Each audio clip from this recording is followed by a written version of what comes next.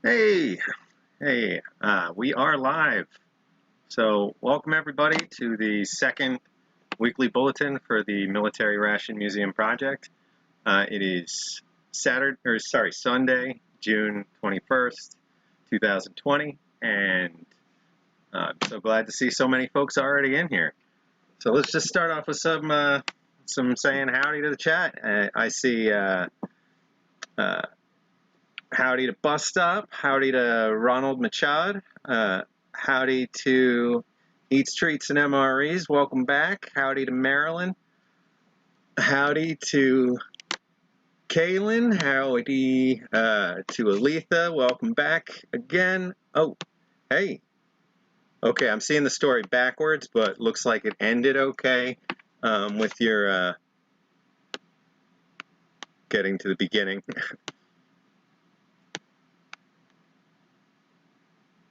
Who was hiding in a car? Your nephew. Oh, okay. Well, I'm glad it ended okay. I just got to the end of it. Howdy, Dub C. Welcome back. And anybody I missed, just feel free to jump in and I'll spot you and say howdy as we go.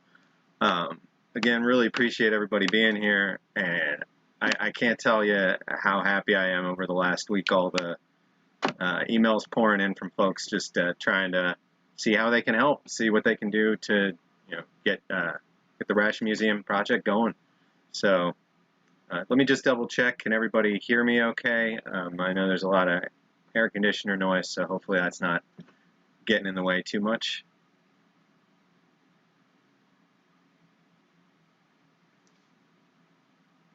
All right, just wanted to double check. You never know.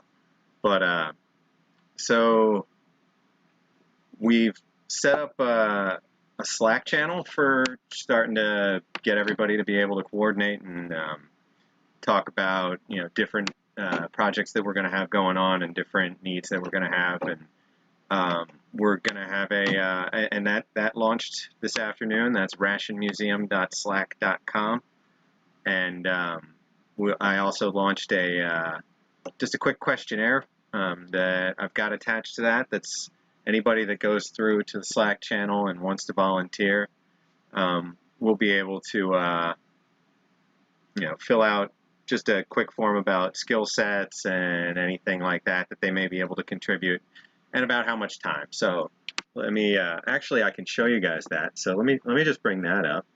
I figured out how to be able to do this. Here we go, so that we can take a look through stuff together without it necessarily being a showstopper. So this is just a quick form where we're going to ask your username in the Ration Museum Slack channel. If you use Discord, sometimes that's better for folks for communicating. And we're going to just have just some quick questions. Really, these two: just how much time do you think you're able to contribute to the project, so that we can start to figure out team leads versus team contributors, versus just people who have an hour here and there, which we still want to be able to have them help out whenever they can. So we want to be able to start figuring out what the tiers of all this are, and how tasks will get added to the pile and distributed. And we're also going to be having something that I've picked up from a few other similar groups is in our whole Slack communication system, we'll be having this volunteer channel, which is just going to make it really easy for, say somebody on the social media team is saying, I'm really swamped right now. Can anybody take a look through all the new submissions to such and such form that we need, and pull out everybody that's responded a certain way and get a list together for me. And somebody has 20 minutes of time and they see that task and they jump in and say, I'm on it, reach out to me and let's get this figured out. And I think just with that kind of accessibility to each other, we're going to be able to move a lot of this stuff forward really quickly. And before we know it, we'll have folks with expertise that I absolutely lack starting to weigh in on the more important pieces of the museum's structure. You know, we'll have private and public channels in here so that folks can, you know when we're talking to the whole the whole team, or if we're talking to just a particular group of folks that are specific to, you know, the museum's budgeting or the museum's IRS account or something like that, where we have to, you know, make sure that it's you know, a specific audience. Let me jump back over to the laptop view here. There we go. And see what I've been missing in chat. We got some other folks rolling in. Welcome, Fred. Good to see you back. And, you know, essentially we're just, you know, we're just starting out. There's 5 years of history with the Ration Museum project, but it's mostly been preserving the things that I already have, you know, adding a little bit to the collection here and there over those last couple years, and doing the paperwork each year to make sure that we keep our nonprofit status. And that's, you know, been the main, you know, the main thing there. So sure, there's, you know, there's background pieces that are in place, like, you know, we've got our corporate bank account, and we've got our state and local and federal paperwork for the most part filed, and still have, you know, just a few things there to hopefully get figured out once we have some folks that know what they're talking about, instead of me just, you know, doing my best. And, you know, we have these accounts across the board for all these different services that we all use, but, you know, right now it's just me logging into all of them when I can and doing one thing here and there. So we'll make sure that we share that whole picture with the volunteers that are appropriate for each of those areas, you know, and as we start having people joining the web services team, or, you know, whatever it happens to be, they'll get access to do the things that, you know, they're able to do. And we'll, you know, we'll just do our best about sharing that. We've got a G Suite account for all the individual emails and users that we'll want for everything, and Google approved us as a nonprofit, so that's, you know, that's one other box that's checked. Google also gave the museum an extremely generous ad grant just about a week and a half ago of 300 and change every day that we choose to use it, and that we follow the guidelines for the use.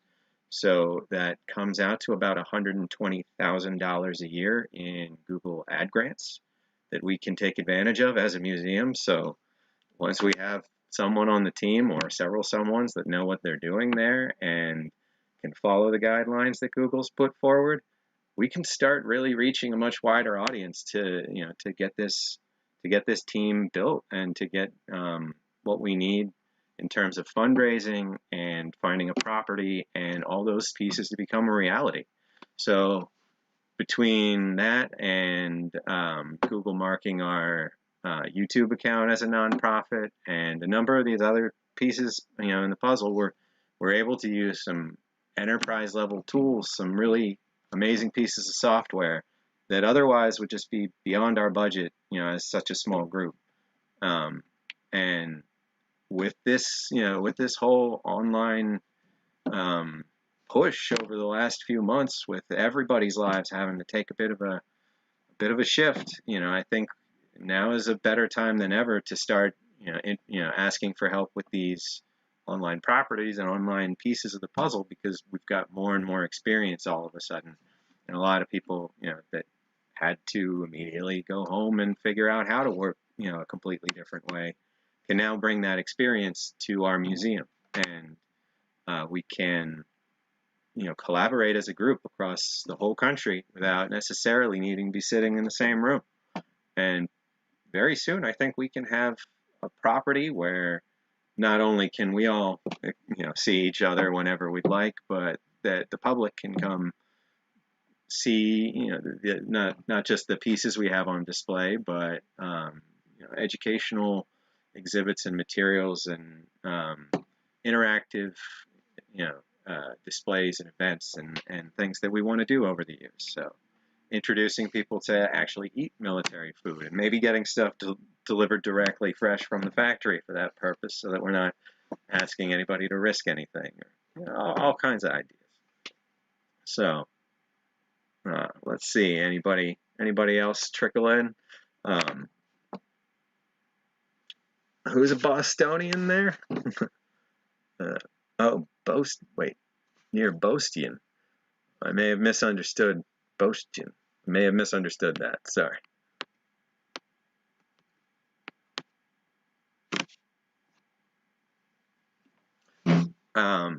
So I've sent out invites to everybody that's reached out over the last week, and I've sent out some kind of more generic, please bear with me messages to folks as well, while I try to get all these pieces in a row.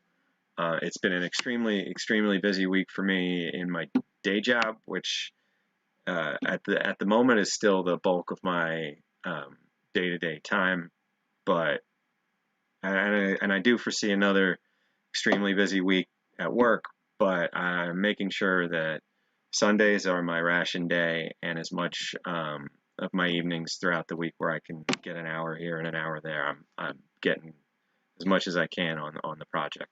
So once we also add a goal tracking system, something along the lines of Trello or Notion or Kanban or one of these kinds of systems where we can put our goals into neat little silos of, ideas, projects completed, whatever, where we can then start putting our individual thoughts in, like post 2 Twitter posts per week about, individual contributors to ration production history, or ensure YouTube comments have been responded to, or whatever these individual goals are. We'll be able to, write them up and all see together what's still out there and what's been pulled into in progress and pulled into completed, and what's stuck on I need some help from somebody. And really quick, we'll be able to start, getting these individual items accomplished, and before we know it, we'll have a whole community built around the museum. We can add to the site that we have, we can replace it, we can do anything we want, just depending on who's got time. So to answer Fred, yes, the Military Ration Museum project is a 501c3 recognized nonprofit historic society classified as an A54 historic museum. The paperwork was filed in April of 2015 and has been kept up to date as to the best of my ability since then. Thankfully, we just essentially have to continue to say, yes, we have continued to operate as before, and no, we did not exceed a certain dollar threshold in contributions. And at that point, we just have to file a more complicated form for that year and for years following that. So that's where we stand right now. We're also recognized as a nonprofit corporation in the state of Montana, which is where the Ration Museum was founded. And it's where we currently have a registered agent operating as our headquarters for paperwork forwarding and for official connection to the state of Montana, until we have enough members of the team that understand that portion of the process to potentially refound us in a more appropriate state. However, I believe Montana can continue to remain our headquarters as long as we maintain a legal relationship with that state in accordance with their own policies, which we've been to this date. Now we are also a registered agent in the state of Pennsylvania, where I currently operate. So there are those two portions of the museum's legal standing, and all of this can be seen through the IRS website, as well as GuideStar or Charity Navigator, just in case anybody wants to take a look at just the few things that we have out there publicly available. I'd love to expand on what we share there once I have someone that's a little more legally capable than I am. I don't want to by any means, put my foot in my mouth or the mouth of the organization as a whole by being a little too eager to publish something that maybe just needed another round of revision and a review by a lawyer before we put it out there.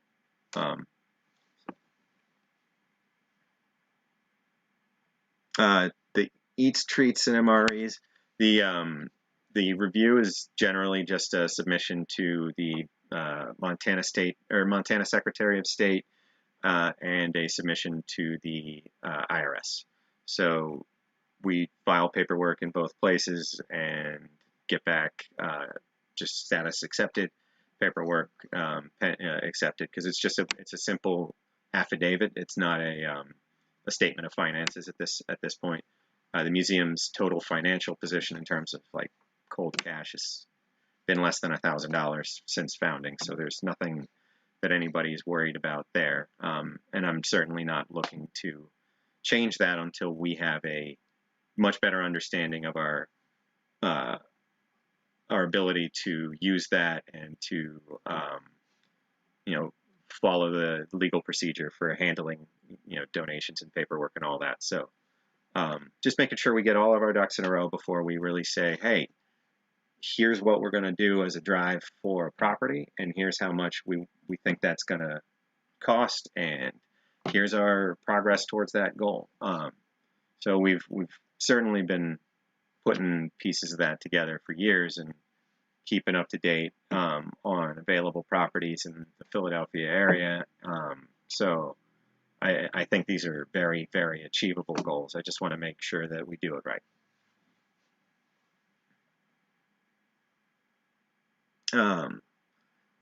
Auctions, in-person auctions are, sometimes just, you never know, you never know what you're going to get in an estate sale. And a lot of folks had pretty eclectic and wide collections, and some of them might include very, very rare, pieces of Ration history. There was a particular estate sale in California about 10 years ago where a friend of mine picked up and passed on for me, which I've since given to the museum, a can of cornmeal from a Japanese internment camp from the grandson of the woman who, or the son of the woman who had been interned there, and I can't recall the exact specifics of it, so I won't embellish at this stage. I remember it being, a very poignant and extra important story, and just to have the names and details that go with that one piece, made it just that much more fantastic for the Ration history in general. It's just an olive drab number 10 can with markings that can identify essentially where and when it was produced, and that's its most likely purpose, and attached to the estate in question. It's just it's one of those things that it may have otherwise never made it back into the conversation or never been seen by a wider audience. And just being having somebody that happened to go to that estate sale, see that item, bid on that item, it was only like $8 or $10, and then get the time afterwards to speak to the family member that had been there and put those items into the estate sale and that was overseeing that whole process, and to get some additional context from that individual about their family and their family's history with relation to this was just it's one of those things that you just can't you can't substitute for. And I really do hope we get back to flea markets and estate sales and auctions in person again soon, once it's safe for everybody, and once people are willing, then it's just I'm sure a lot of us in this world of ration collecting have a real soft spot for the smell of old cardboard and wooden crates stacked 10 feet 20 feet high, just filled with the most ridiculous things. And that same candle shop that's in every single indoor flea market that you've ever been to, but it's not the same, but it is the same. So let's see. How's everybody's week been going? Any good finds by anybody this week in the ration world? Anything you've been trying to track down for a while in terms of uh, new items for your collection or new items for your stomach to experience?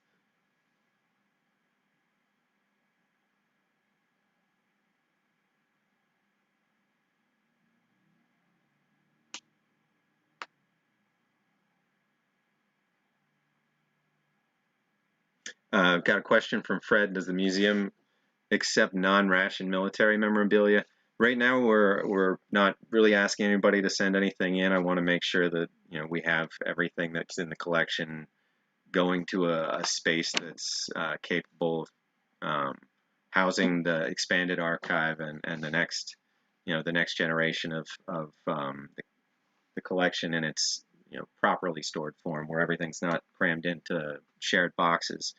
But at that point, depending on its relation, there's a chance if say we were building a display that involved say Vietnam era rations, and we wanted to include some soldiers or some soldier mannequins in the display wearing era appropriate uniforms, and with a few pieces in the background, we'd be trying to make it a display that would make sense for the context of the museum. It would probably be something in a mess, or in a in a chow hall, or whatever it would happen to be, or in a field kitchen, in the back of a truck, and whatever it would happen to be. But there would certainly be items that wouldn't necessarily be food history memorabilia. That would be something that we'd need to have over time. But overall, we've tried to shy away from just getting too diverse with the collection, because there is so much in terms of military history out there. I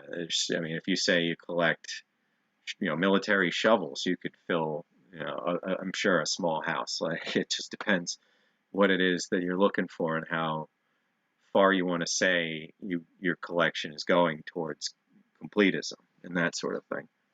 Um, but of course, the more space you get, and the more ability you have to oversee a collection, you want to find those really unique variants that didn't necessarily have as much of a wide run of something. So getting as many examples of something as you can helps you share it with other collectors or other collections, other museums, without as much worry about the item itself. Or it lets you discover neat little pieces of background history, like when a material changes on production for a particular set of um, lots and then changes back. You could potentially tie that into rationing of tin or rubber or nylon or whatever it would happen to be during the time, and add more context to that one item.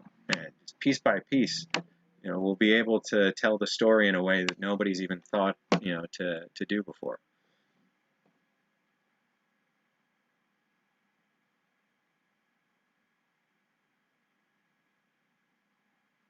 Gail, you had mentioned last week that you had to go, I believe, actually manufacture rations. Which plant are you with?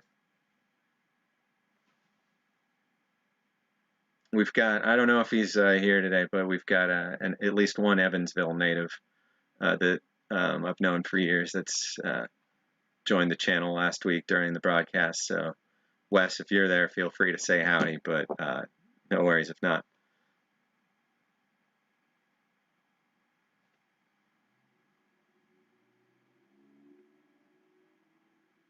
Sunny hot day in New York, huh? Well, I don't even know, to be completely honest, what it's like outside in Philadelphia. I have not been outside yet. It was a busy day. Just trying to make sure that I got back to everybody like I said I would, and that I got the Slack channel put together and got a volunteer form put together.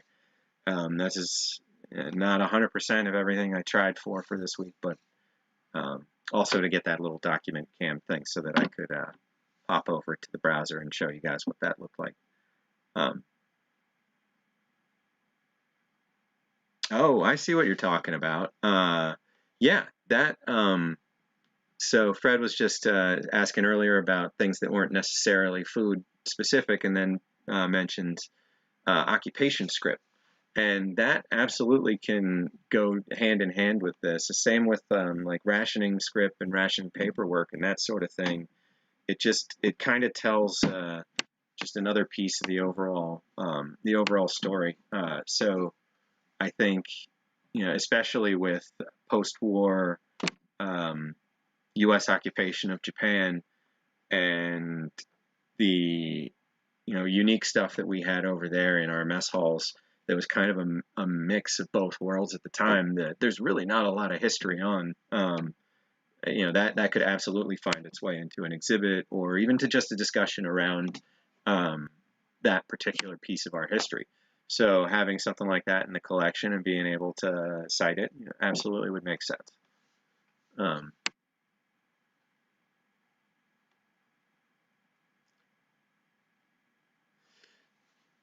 You're in the middle of the state, Pennsylvania, as we like to say, CT, and welcome to the chat. I saw you join a little earlier.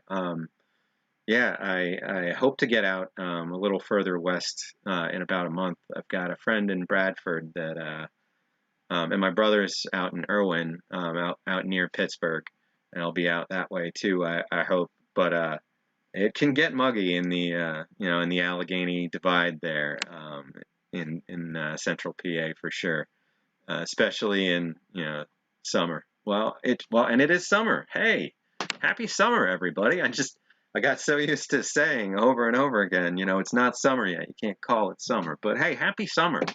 Um, uh, so yeah, happy solstice to everybody. What a great day for a stream. I hear there's going to be some apocalyptic coronal eclipse. We've had a few of those, I think, even in my lifetime, but this one's super apocalyptic. So not sure. Hey, Bucks County, Pennsylvania. Yeah, you're right around the corner. As soon as we have anything with in-person anything for the museum, certainly stay in touch, and you can come take a look at whatever we want to focus on.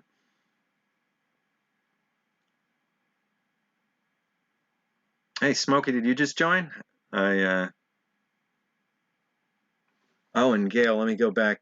I ask you a question, and then I get all distractimated, and I see I work at Soups and Sides for restaurant chains. Oh, large pouches and freeze. Oh, gosh, is it like thermostabilized pouch kind of stuff, or is it like the foil lined or more like plastic tray pouch top, or, well, you said pouch. Like if I was going to get I don't know. I can't think of anything. Does it have do they do any production specific for the military by any chance, or just same kind of production?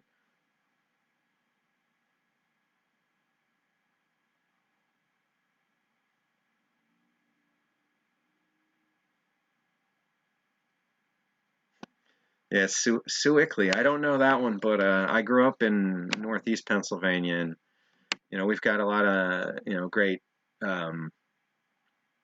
Native American names for towns up there that once you get used to saying them, it's pretty fun to say. Shickshinny was where I went to high school. I think last week somebody was from Nescapec, but there's Mackinac, Tunkhannock, Towanda, Tamaqua, all that kind of stuff up there, and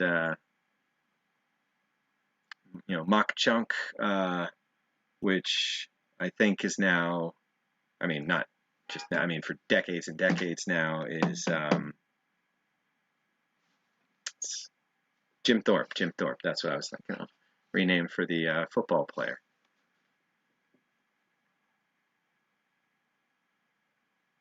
Clear plastic pouch. Gotcha. Howdy, Xenosaga. Welcome to the the second weekly bulletin for the Ration Museum project. So we've been getting up to speed about the new tools that we've got. So we've got a Slack channel for the museum, and we've got a volunteer form, and we're putting together a some kind of board for tracking tasks and everything. Not sure exactly which product we're going to go with, because right now I'm still just trying to evaluate if there's one that can be set up for nonprofit service a little more easily. I personally love Trello, but it's pretty tight in the size of group you can work with before you have to start paying. I think it's $12 per person per month, or $10 per person per month, which that adds up really quick, and we're not looking to add any monthly expenditure just yet to the museum. Just trying to make sure that whatever money that comes in as donations, once we get that going, is going towards the goal of sharing this with people outside in the world, and not necessarily just, um, for a convenience fee because we didn't do some due diligence and find a tool that was willing to work with us as a nonprofit and say, hey, you have access to this much. So Slack for that is reviewing our proposal right now, and I think we'll get accepted there, and then that way we have permanent history and the ability to tie into all kinds of other apps and tools. So, stay safe, Aletha. Stay, maybe disconnect your computer and everything. There's been some crazy microbursts just blasting through the whole Northeast and East Coast in the last few days. I lost one window in my apartment a little over a week ago to just a storm that only lasted 15 minutes at most, but it was 90-mile-an-hour winds in Philadelphia.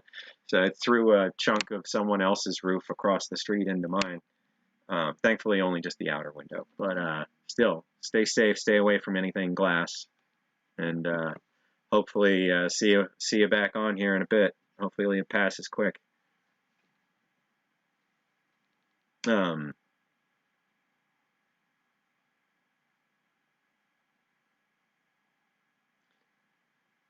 So we're gonna probably want to pull open a box at some point. Got the backup camera up here, just taking a look at the wall at the moment, but we'll bring it over and focus it down on the desk. I've got the space a little cleaner this week so that I have a little more ability to actually work with things. That got out of hand really quick last week. Just didn't, necessarily remember how many things were in that one box, and that's kind of the theme here. Schuylkill. Oh God, the first time I saw that written, Schuylkill. No, but yeah, Schuylkill. That's what Fred just put in chat. Interestingly spelled river name in Pennsylvania. There's the Susquehanna and the out by Pittsburgh. There's the Ohio. I don't know. Never mind. I won't. There's 3 rivers that meet out there. That's all I know. Probably Allegheny or something, just knowing the names of everything out there. But that's a total guess. Yeah, Shikshinny. That's what I was saying. That's where Northwest Area High School is. That's where the closest town with a zip code, I guess, to where I grew up. I grew up in Red Rock, which didn't have a post office. It's just Ricketts Glen State Park. Great place. Really nice place. We had a video store. And about the time I left for college, they were putting in the gas pumps and the pizza place, which they've probably torn out by now, for all I know.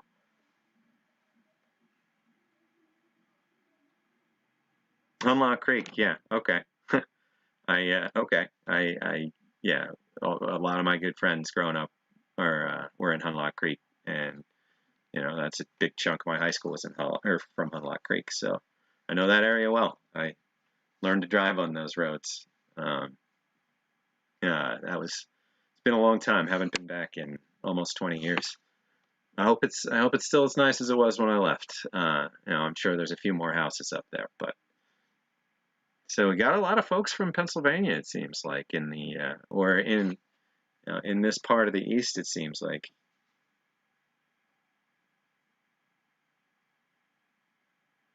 I don't know that name, but depending on when they're born. I'm 82 myself, so I was out of there in the year, by about 2000. But welcome, History Survivor 1941, or Savior, History Savior. Sorry, not Survivor. And just looking at names, I think I've got everybody, but welcome again if I haven't. So I kind of wanted to put it to chat this week what we want to dive into, because it'll always, while we're getting going, I think just pulling some of this out of the shelves and taking a look will give people a reason to see, or I mean, give people a little understanding behind the task we have ahead. Even to just see what's in one of these boxes. You can easily extend like that box we were looking at last week to that's a sizable amount of time and work for people once we get going, in terms of taking every item out, cataloging what it is, who made it, about what year it was made, taking as many pictures as we can of it. We want to get as granular and searchable and workable a database on food history as we can get. I want to do something that is new and takes advantage of technology that's just coming out, and just and stuff that's been around for decades. Just a good mix. We want to bring as much as we can to as many people, and just answer as many questions as we can. So, and find as many answers as we can for ourselves, because there's so many things in this world where we're all really curious, and we've got our best guesses, and we've got our leads, but being able to once and for all figure things out and get a good written record would be amazing.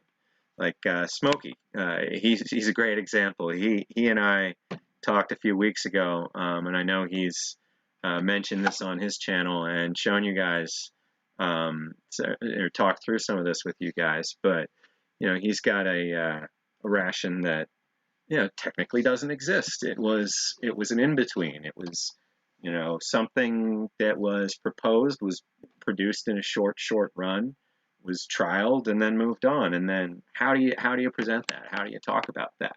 So he's I'm not giving anything away, if he hasn't gotten to it yet. But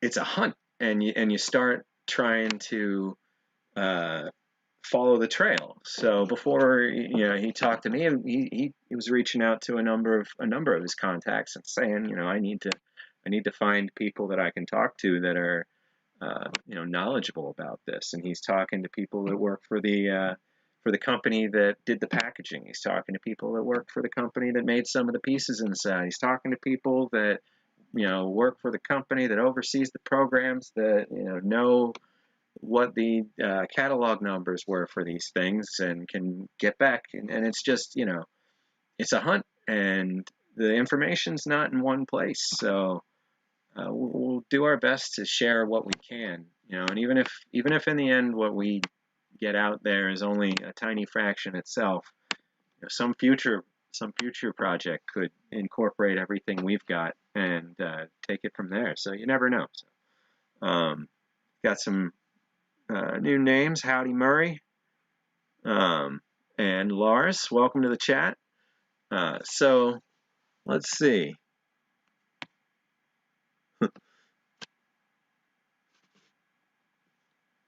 Yeah, just hey, do you know about this? All right, get back to me when you can. Send. Hey, do you know about this? All right, get back to me when you can. Send. And honestly, I got to credit old Smokey for just when he was reaching out to me.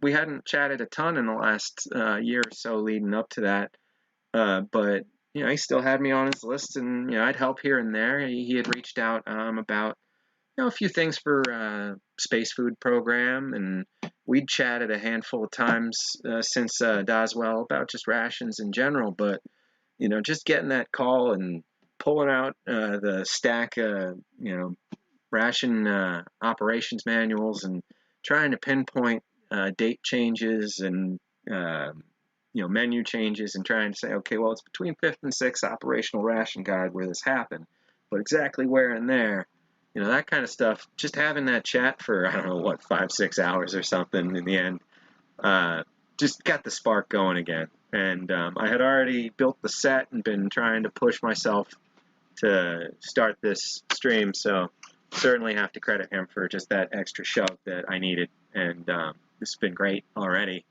I just can't say it again how happy I am that this momentum's gonna just snowball into a great project that we can all come back week by week and see it evolve.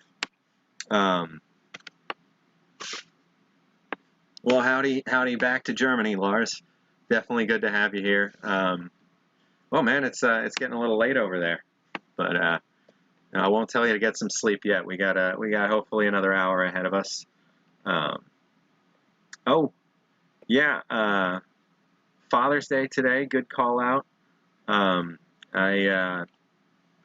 father passed when I was about a year old, and my mother never remarried. So it's always one of those days that just I'll be honest, it completely slipped my mind. So happy Father's Day to all you fathers out there, and everybody out there that's got a father. Reach out and say at least those 3 words today. If you don't say anything else, let them know they appreciate you, or let them know you appreciate them. Sorry, backwards, but you get me.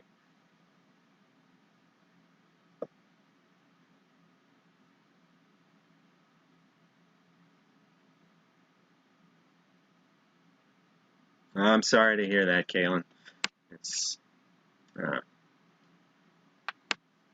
It's always a blessing the time that we get with our family when they're around. So just everybody take that as a reminder.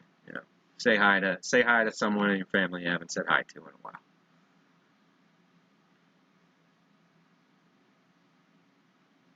So, what are we thinking in terms of looking through boxes? We could pull out the library or one of the library boxes and take a look at some ration recipe books, some operations guides, just some manuals going back to the late 1800s. I think I got a handful from modern era, some from pretty much every era one could think of in American military history in the last 130 years. There's not a lot. So Smokey has a question. How much do we have in the collection from pre-World War II? And that's a good question. There's not as much, and with good reason. It wasn't really standardized, the concept of ration the way we think of it today, where a meal is produced, all of its different components are collected, it's packaged as a unit, and that is a ration, and then, or it is a couple meals back to back, and that is a ration, and that is collected. It's not even as simple as something like this, or here we go. Let's see, or some of these, where we were getting closer to that, where we've got the collections of the components, and then would separately have the accessory portions and that sort of thing. It was more in the World War I and Civil War and conflicts in between, and the reformation of the U.S. military in the days following the war. It was more likely that we had guidelines for what types of food you had to acquire when beginning certain campaigns or just doing any certain operations. So you'd have books that you'd follow, or you'd have checklists that you'd follow that would say how many people, the type of engagement, the local situation, all that stuff, and you had these charts where you're doing math and figuring out what you need to acquire to support your field mess or your forward operations base or your your main headquarters or whatever it would happen to be. And in the 1800s, it's things like so many pounds of lard, so many pounds of milk, or I mean, so many gallons of milk, so many pounds of raw wheat, and it's just very base materials that then, the process would be to get them prepped for the next stage and start breaking off individual meals and whatnot out of them. And your books would go into detail on that. Oh, I know. I assumed you were just asking for more of everybody else's benefit and trying to give me a topic. Which, sorry, Smokey. Let me actual items. So just to answer the actual question, like what items do we have from that era? We have emergency ration tins. I believe we have one actual one of those, and maybe a reproduction. We have hardtack tin reproduction, maybe an original. We have original, like standard bacon tin of model 1916 that everybody has stumbled across. We've got mess kits from 1907, 1912, 1916, 1918, 1922, where you start to really see like, this was a good idea, this is a neat idea, okay, I guess we're producing a bunch of, oh shoot, we need a ton of these, and this doesn't work about it, and this doesn't work about it, so let's make a model adjustment, and okay, we need a lot more, and we need them faster, so you're going to notice the metal's gotten a little bit thinner, but they'll do the job, and those you'll see is like, the ones that were being cranked out right in 1916, 1917 through the war, at the height of trying to resupply, the standards will drop, and you can see that in the material, and you can tie that to the time, and it's just amazing. We've got a number of dug items from Civil War sites, in just pieces of uneaten hardtack taken out of the ground that have technically mineralized or begun fossilizing, but they're just like black ceramic pieces of hardtack, and then we have actual hardtack, a number of biscuits, one of which we've got family history and each change of hands going back to the soldier it was issued to in either Missouri or Mississippi. His last name was Dietrich. In 1862, so that's the kind of extra there. Yeah, and that particular 50th anniversary hardtack, didn't you eat one of those, Smokey? I think I don't think I have that anniversary one, but I have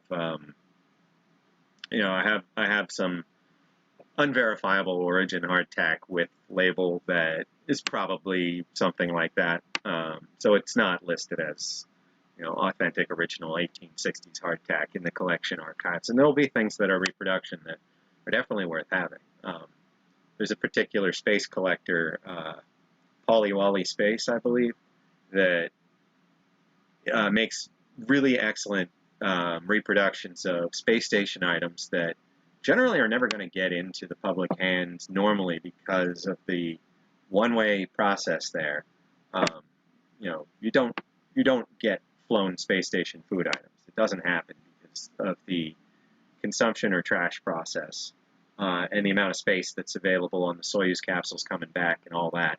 I don't know if any of that's going to change in the crewed Dragon era, but generally if something goes up there, it's either consumed and the waste material ends up in one of the burn-up stages of a Soyuz when it's going back, or it's consumed, or it's not consumed, and at some point it ends up in a waste portion of a Soyuz module that breaks off and shatters across the atmosphere and burns up going back. So it's very different than the era where the ship that went up had a galley on it and had the meals in it and was used to produce, or to do the food service, and you'd have backups and everything else because you have to.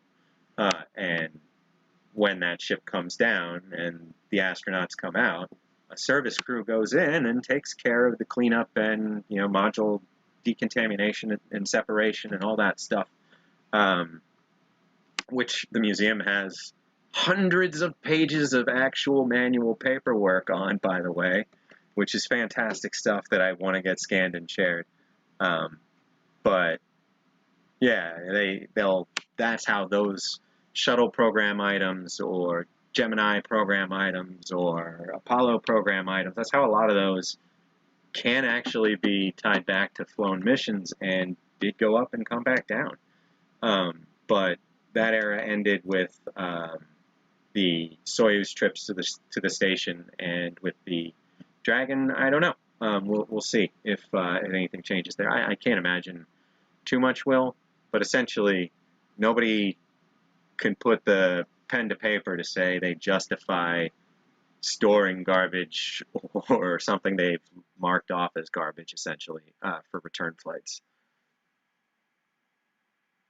Just checking in.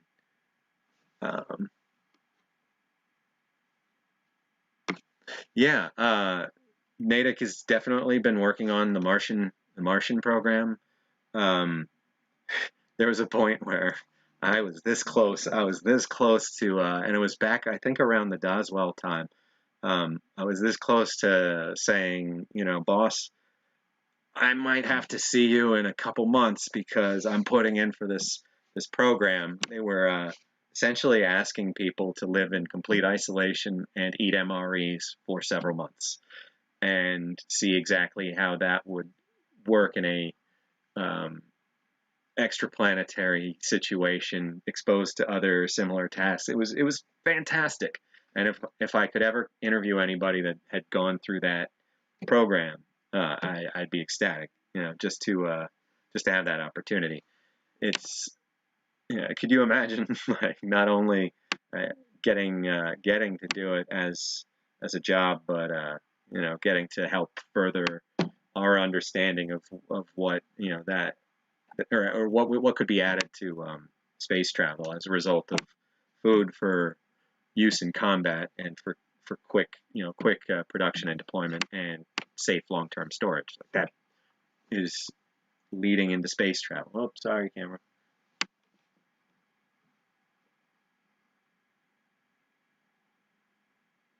All right, so yeah, especially so, and welcome to the chat, Fordman and Andrew. Good to see you. Yeah, if you were in the Northeast, I believe the program was actually running out of Natick's Natick Center in Massachusetts. So they were making it into the regular papers, and they were, you know, certainly putting their feelers out there on the internet. And then I know we shared the link around on MRE info at the time. Just you know, everybody wishing the same thing I did, that you could just put everything on hold and go take part. You know, I mean, I think there was even like just a simplistic kind of, you know, micro space station environment that you'd get to live in for this time, and you'd go through similar tasks as if you were like a civilian scientist on a NASA mission. Just, it sounds so cool. You know, even if your task is just day 47, stomach still must work, though I've seen no evidence of such for nigh on 4 days. Yeah, caught it. You know, not trying to make too many of those jokes, but yeah, make sure you drink all the drinks that are recommended when you eat an MRE. There's a reason that it comes with the coffee. There's a reason that it comes with other caffeinated beverages. There's a reason that it encourages you to fill up the pouch full of water and drink that as well, and then to make your powdered drink. Definitely do that when you eat MREs. Your system needs all the extra hydration it can get.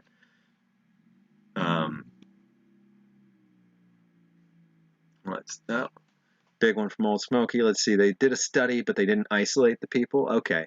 I assume they didn't need to know, like, you know, as much as they would in like a biodome instance, but Oh, did they self-isolate? Like or not isolate, I guess they were able to stay at home and take notes and follow the program, or um, not, or you'd have to look into it too. Um, I I didn't know there was somebody who talked about it on YouTube. If anybody wants to send me a link, I'll take a look, or join the Slack and send a link to me there. That's open for anybody. You don't have to be volunteering to work for the museum for any amount of time to come in and to join the Slack. Like I said, if 3 months from now you have 25 minutes and you happen to see something in the volunteer channel that you can do and you feel like doing it, you don't have to have a formal relationship with us in terms of documented forms and a W-2 or anything like that to jump in and give the museum a helping hand with a task that you know how to help with. And even if you don't want to and you want to just be there to be part of the conversation and to see what's going on and to maybe be able to share our story or links or updates with other people some other way, that's fine too. We'd love to have you. So don't ever let the volunteer form or the idea of a locked-in commitment scare you. We're just certainly looking to identify people that jump out and say, yes, this is what I can do starting right now, because then those people can start helping take on full responsibility for different parts of the museum, and we can really see something grow out of this. And in a minute, I'll give a little backstory as to why I think this was a much better time to start than when everything got put on hold a few years ago. But let me just catch up with the chat again. Saw Van Halen in there. Oh wait, no. Someone misread Van Halen, and then I read the misreading of the misreading. All right. Day 27. Okay. Yeah. That's pretty much how it goes, though, Andrew. So, the first person to enter Mars just entered kindergarten. I don't know. I hope we beat that. Maybe the first person to go to Mars and come back safely, might be around that era. I think there'll be people willing to take on some of the one-way missions that might be coming up in the next few years. The Starport system or the Starport company's going online in the next few months, and Texas starting to build at-sea launch platforms similar to the drone ships, with a goal of point-to-point flights on Earth going into human trials by 2022 and 2023. And those are the same ships we'll be using to potentially go to Mars, similar to Boeing has their massive super heavy rockets, similar to the Falcon Super Heavy and the Starship project and all that. So I mean, it's a crazy time. We could be sending human beings to another planet again, in the next decade.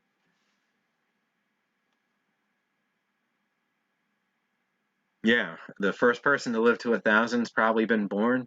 There's a lot of stuff we've already invented, and it's similar to research done on rations, but there's a lot of stuff that's out there already that, in the right way, could potentially extend people's lives indefinitely. I'm sure we'd have to keep changing the definition of what a normal life is, but yeah, we'll see if we survive the singularity and all that too. But getting out there in the futurism, there's still plenty here in the now to keep me busy.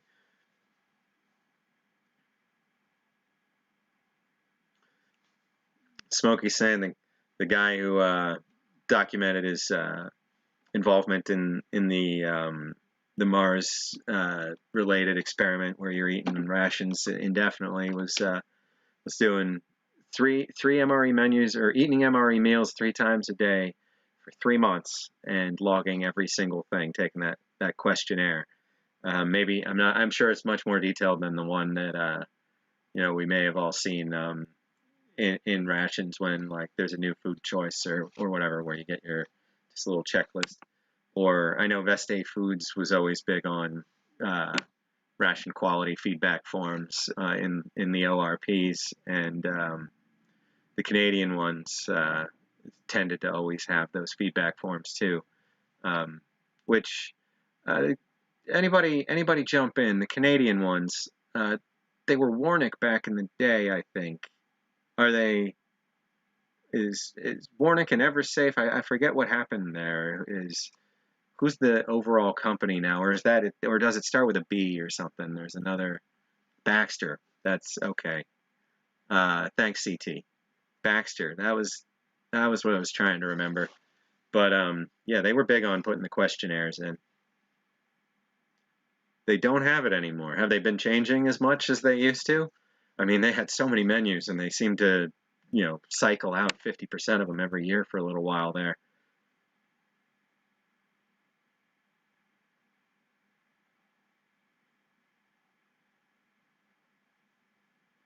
Yeah, I'm with you, Fred.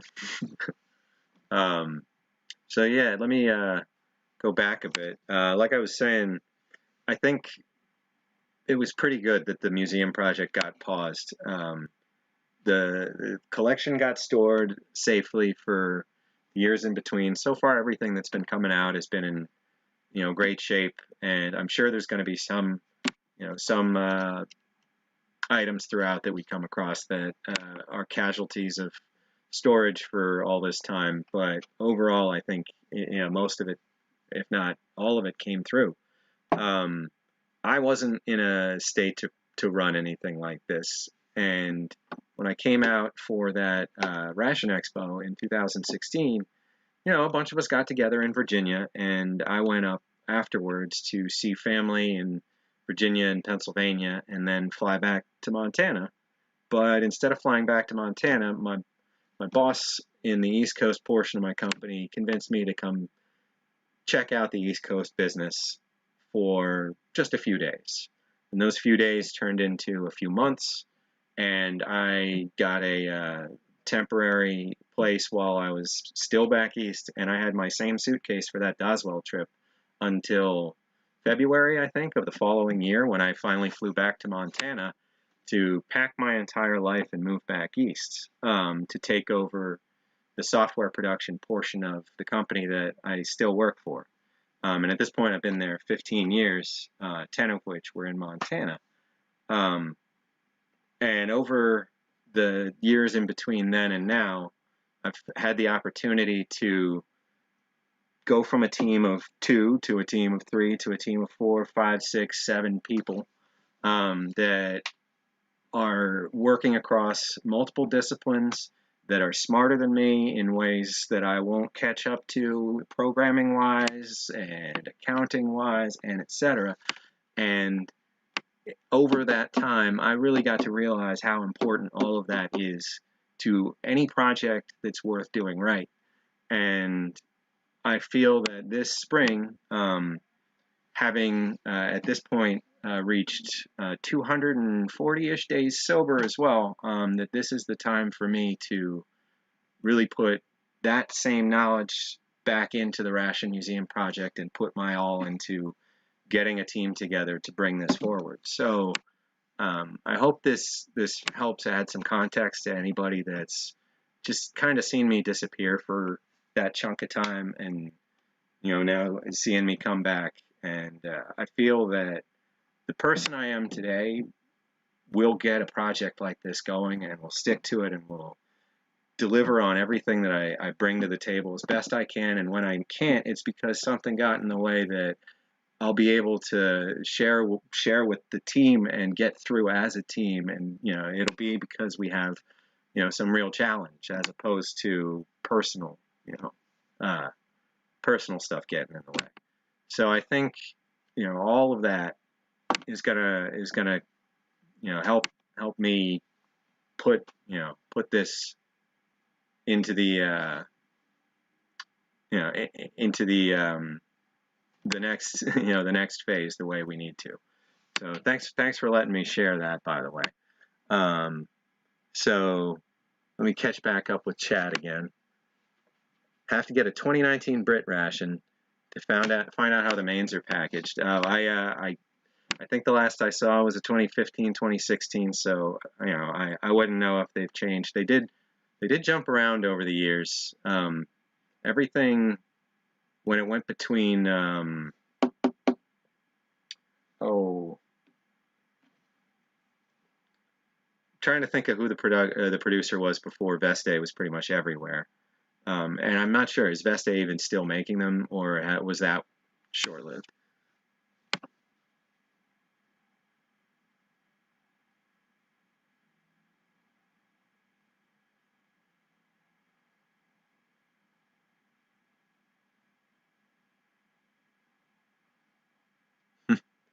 uh, fair enough, Old Smoky. Yeah, if anybody needs a little backstory on me, for the ration world, I'm just an amateur ration historian. I love this stuff. I really got into rations in the early 2000s, just trying to collect older and older food to eat, and then deciding there was more historic value than there was nutritional value to a lot of it, and you know, after enough threats from my employers about not uh, not being too receptive if I were to call out of work because I intentionally did something that put me in the hospital, for a week for whatever.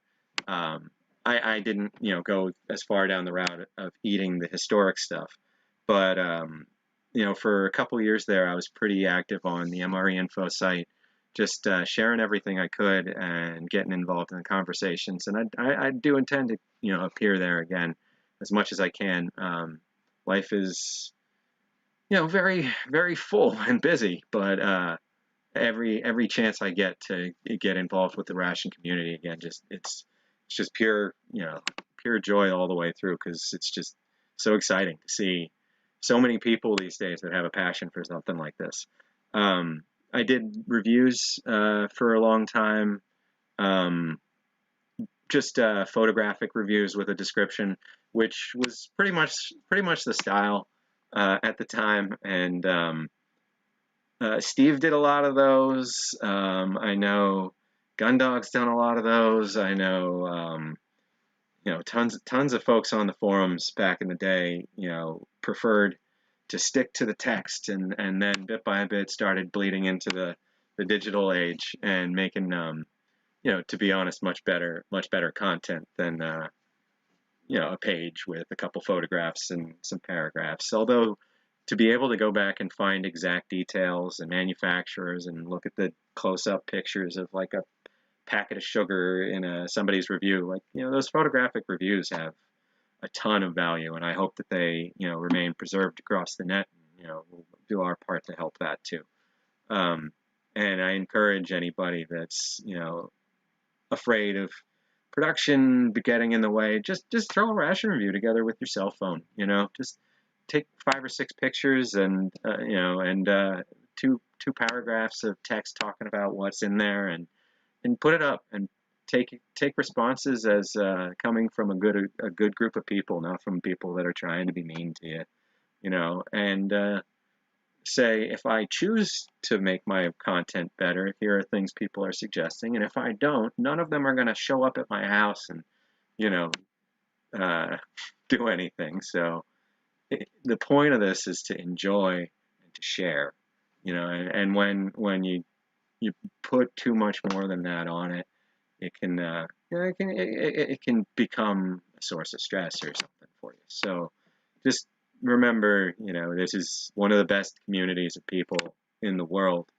There's not a lot of cruel or vindictive folks in the ration community, right? Like and I'm sure there's stories in the background, but it's a lot of people that have a pretty unique passion, and that moment of excitement when you can tell someone's just getting into this world and finds hundreds or thousands of the rest of us out there, or millions really, that look at this in even a similar way, and they go from like, well, everybody's going to think I'm crazy, but I really want to eat this meal from Croatia from 8 years ago, and I kind of want to see, like, am I going to die or is it going to be good? And I went on the internet and there's 10 people that talk about how great this thing is, and I'm going to eat it, you know? So, I mean, it's, you don't, you don't get to, you know, you don't get to see that twice. Everybody's got their moment where it's like, holy crap, like, welcome. Oh my God, there's so many hundreds of us that all want to find that, you know, elusive holy grail, whatever it happens to be for each of us. Hey, Jeremiah Morris, welcome to the chat. And let me see, I'm probably missing all kinds of stuff. Veste made the mains, Bridgeford made the blueberry, and Rifo makes the drinks. That all sounds about normal. Bridgeford makes, yeah, a lot of the bread products across, you know, U.S., Canadian, British. Orfo makes the Canadian drinks, makes the German. Do some of the EPAs have Orfo drinks?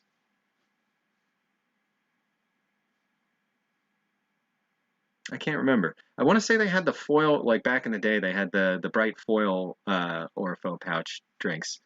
Gotta have reflective stuff in military meals. You never know when, you know, your meal is going to turn into a signal, you know, a signal mirror. And just extra piece of ration info. If you've got a highly reflective foil piece in the inside of your ration, either, you know, you can use that. But if it's got that matte surface to it, it won't have as much of a reflective property, but it's still better than nothing.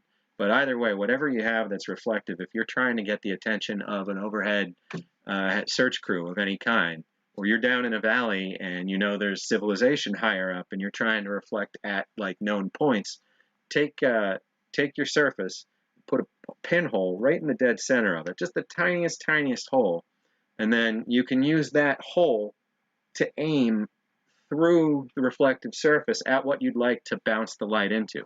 The sunlight will take care of the rest. It's going to hit from wherever it is, and the reflecting angle is going to be exactly where you're looking through that hole. So just the tiniest little dot won't do anything to the reflective properties of that surface, but it gives you that ability to kind of aim and figure out what you're flashing at, and then you can, you know, if you're trying to flash over a greater distance, you can get a little more accurate and start doing, you know, SOS, you know, 3 quick dots, 3, well, I guess there's no holding, well, maybe no, there is holding with light, and then 3 more quick. But, you know, I'm sure that's a skill less and less folks pick up on their own anymore, but maritime and search and rescue, it's still standard to, you know, to be able to receive Morse. Wait, what's what I missed there? Holy Grail rations would be a chicken and noodles MCI that's still good. I know I have chicken and noodles that sounds like it might be good. We'll have to see if any of that's in the trade fodder or the museum's collection. There was, you know, a whole portion that at the time that this all went into storage was marked for trading, just in case it could get, you know, something that we didn't have extras of. But it definitely was liquid, and it definitely wasn't, you know, shrunk up to no space inside, and there were no external pins. And I know I had 3 or 4 gold can MCI cans of, or I mean, not necessarily MCI, but that era. They might have been from IF rations, the in-flight, like IF4s, IF5, 6, 7, 8s had gold cans of the same stuff. And the JSDF Type 1s. Oh, I think I talked about them a little bit last week. I love those things, and their ration heaters are just a joy to watch. That great big bag that fills up, and you can put, you know, your multiple trays of rice and your multiple sides in there, and you just, or I mean, mains in there, and you just let it all cook up in a, you know, steam oven with its little vent. Those things are great. Here's a bit of a tip for that. Buyee, Buyyee, was a company that I know I've used to handle the um, payment and addressing portion of attempting to purchase on Japanese Yahoo auctions, which is pretty easy to set up. And then I believe you have to pre-fund it a little bit, at least at first. But then you can go and you can bid on auctions in Japan, and if you win, have an automatic way of saying send to this Japanese address with a Japanese name, Japanese address, and pay with a Japanese payment method, and then your order gets delivered to this buy company, and you can choose to immediately ship it to yourself, or you can say, okay, hold it for a certain amount of time and get other auctions, and then when you're ready, everything that they're holding, they'll put together as a package and ship out. So, and that way you can save quite a bit getting stuff from Japan. And that was my only trick. The few times I did it was find a time where across a month or so I'd be trying on 20 auctions and winning 4 or 6 of them, something like that, getting them all boxed together and getting that one box sent over, and that always worked out. Most of the time I'd lose those auctions, so you try for a handful of things, but you don't want to get the canned stuff if you're looking to eat it necessarily, but you can always apply your best judgment when it comes to what obvious warning signs there are with canned food. But I'll tend to stay out of any advice in the sense of eating expired food. Other than, like I said last week, make sure you have your health insurance first. Make sure you have an iron stomach, and be careful. So I mean, it's not just silly; it can kill you. Know what you're doing. If you're not up to it, just take some pictures and share what you can. But you're not saving anybody or doing the world a favor by ending up in a hospital because you needed to try some canned pork from Southeast Asia from the 70s or something. So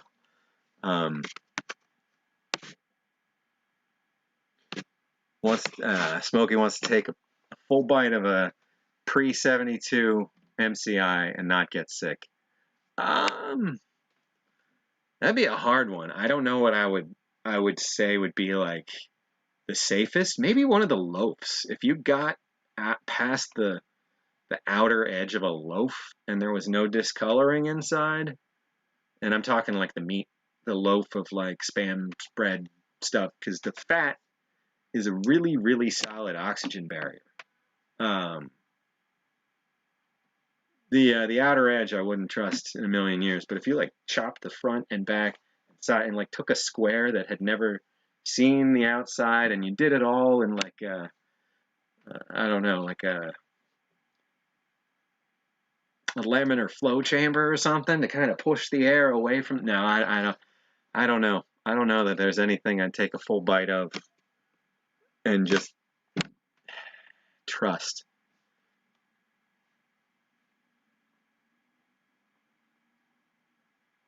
Most stuff with oils and fats are going to have rancidity on the outside, but you never know on the deeper portions of those loaves. Would you count like?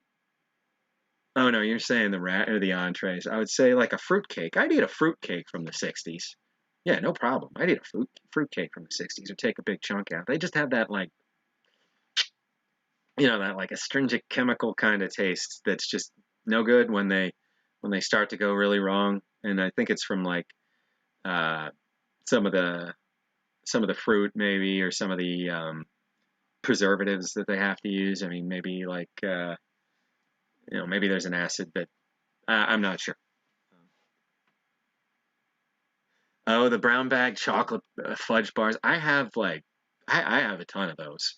I don't think a single one of those things is going to be going to be edible. But at the same time, like the chocolate covered cookies from that exact same era, And some of the pound cakes, they're fine. Sorry, by the way, this is the chair that comes with this desk. I feel like, if I'm being authentic to this whole thing, I'll use the actual chair that comes with the desk. I mean, plenty of people in worse circumstances had to sit in it a lot longer than I did. The smells now. See, that's where I was always the lucky one. I don't know if anybody remembers, but I always mention like I have almost no sense of smell. When I was a kid, I did a lot of desoldering in my basement, taking apart electronics, just hunched over like old 50s radios and stuff, just pulling components and putting them in cups, not even really to do anything more than just take them all apart. And I just sat there inhaling, vaporized lead for years. So my sense of smell is not super great.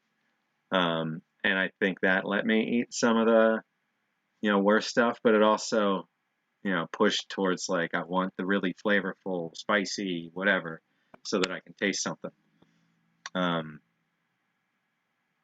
Stomach ache. Oh, I thought it said stomach acne for a second. I'm like, that's a interesting. Like, you talking about ulcers? I think they're called ulcers, but no, stomach ache. Okay. Yeah. There's a lot of stuff that thankfully that's about as much as it'll do to you. Like, you eat some bad oils, it's gonna hurt. You're gonna have, your intestines aren't gonna thank you, but it depends on what it is. But it's not gonna necessarily be, deadly. But then there's completely innocuous looking stuff that could have, some really dangerous pathogens in it. So just be careful. Just always be careful and don't take risks that are just completely frivolous. When you find something that you can know the history of, and you want to take a bit of a chance, just go through the stages of tiniest bit of exposure first. And if there's anything, going back super far, you can always do like where you scratch up the surface of your skin and you expose just the tiniest bit of what you're gonna consider eating to that scratched portion of your skin, and waiting potentially up to a day after that to see if anything happens externally before you get this anywhere near, your intestinal tract.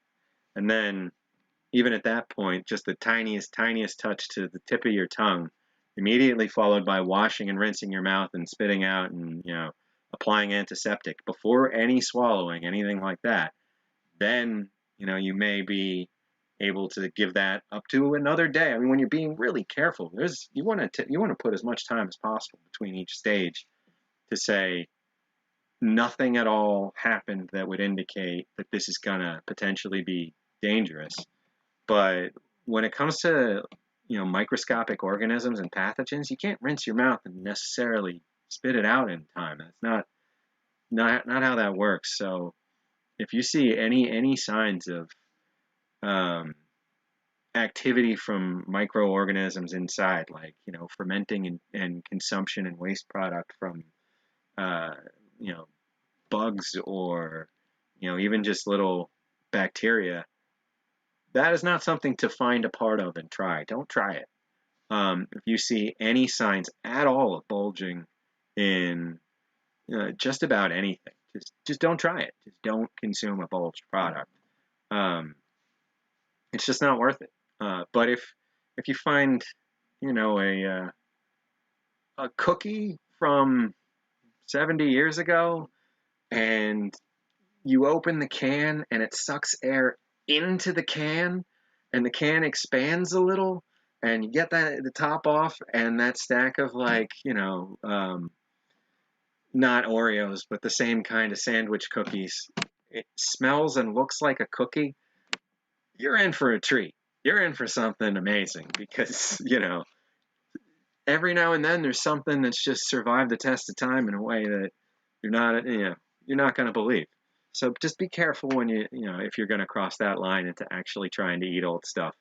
And I learned from the best. There's folks like Les Stroud out there. Definitely can't talk about this topic without giving a shout out to Survivor Man.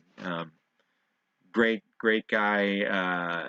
From what I know of him, I unfortunately have never had the opportunity to talk to him myself or anything like that. But and for anyone who's not familiar, he had a one-man show in the early 2000s where he would go out into survival situations and take a bunch of cameras and be completely alone with, backup crew within a distance that they could come help him. But, and then he'd go through all kinds of scenarios. And he wasn't, a survival super expert. He was just a guy trying a bunch of stuff and showing you how it worked. And, he would have to, at certain points, cross that line with edibles in the wild that he wasn't personally 100% knowledgeable about, and he had to go through a process. So that was some of the first exposure to when you can't know or don't know and you want to try. Here's a safer way of doing it. Again, survival situations call for something like that. Your day to day, you just make sure you have the ability to do something about it the moment anything seems like it's going wrong. If you're eating, long-term stored food, just it's not a survival unless it's life or death. And then this stuff is good to know, because then in the back of your head you can say, this can go a lot longer before I have to actually eat it, or before I have to say that this is turned and I won't eat it. Some things just, I don't know why they even print expiration dates on. They're fine forever. Mayonnaise. Eat it in 20 years, it's fine. I'm kidding. Don't eat mayonnaise that's 20 years old.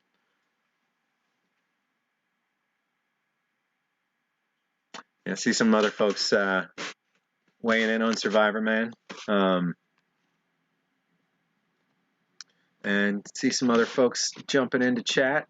Smitty, hello. Welcome.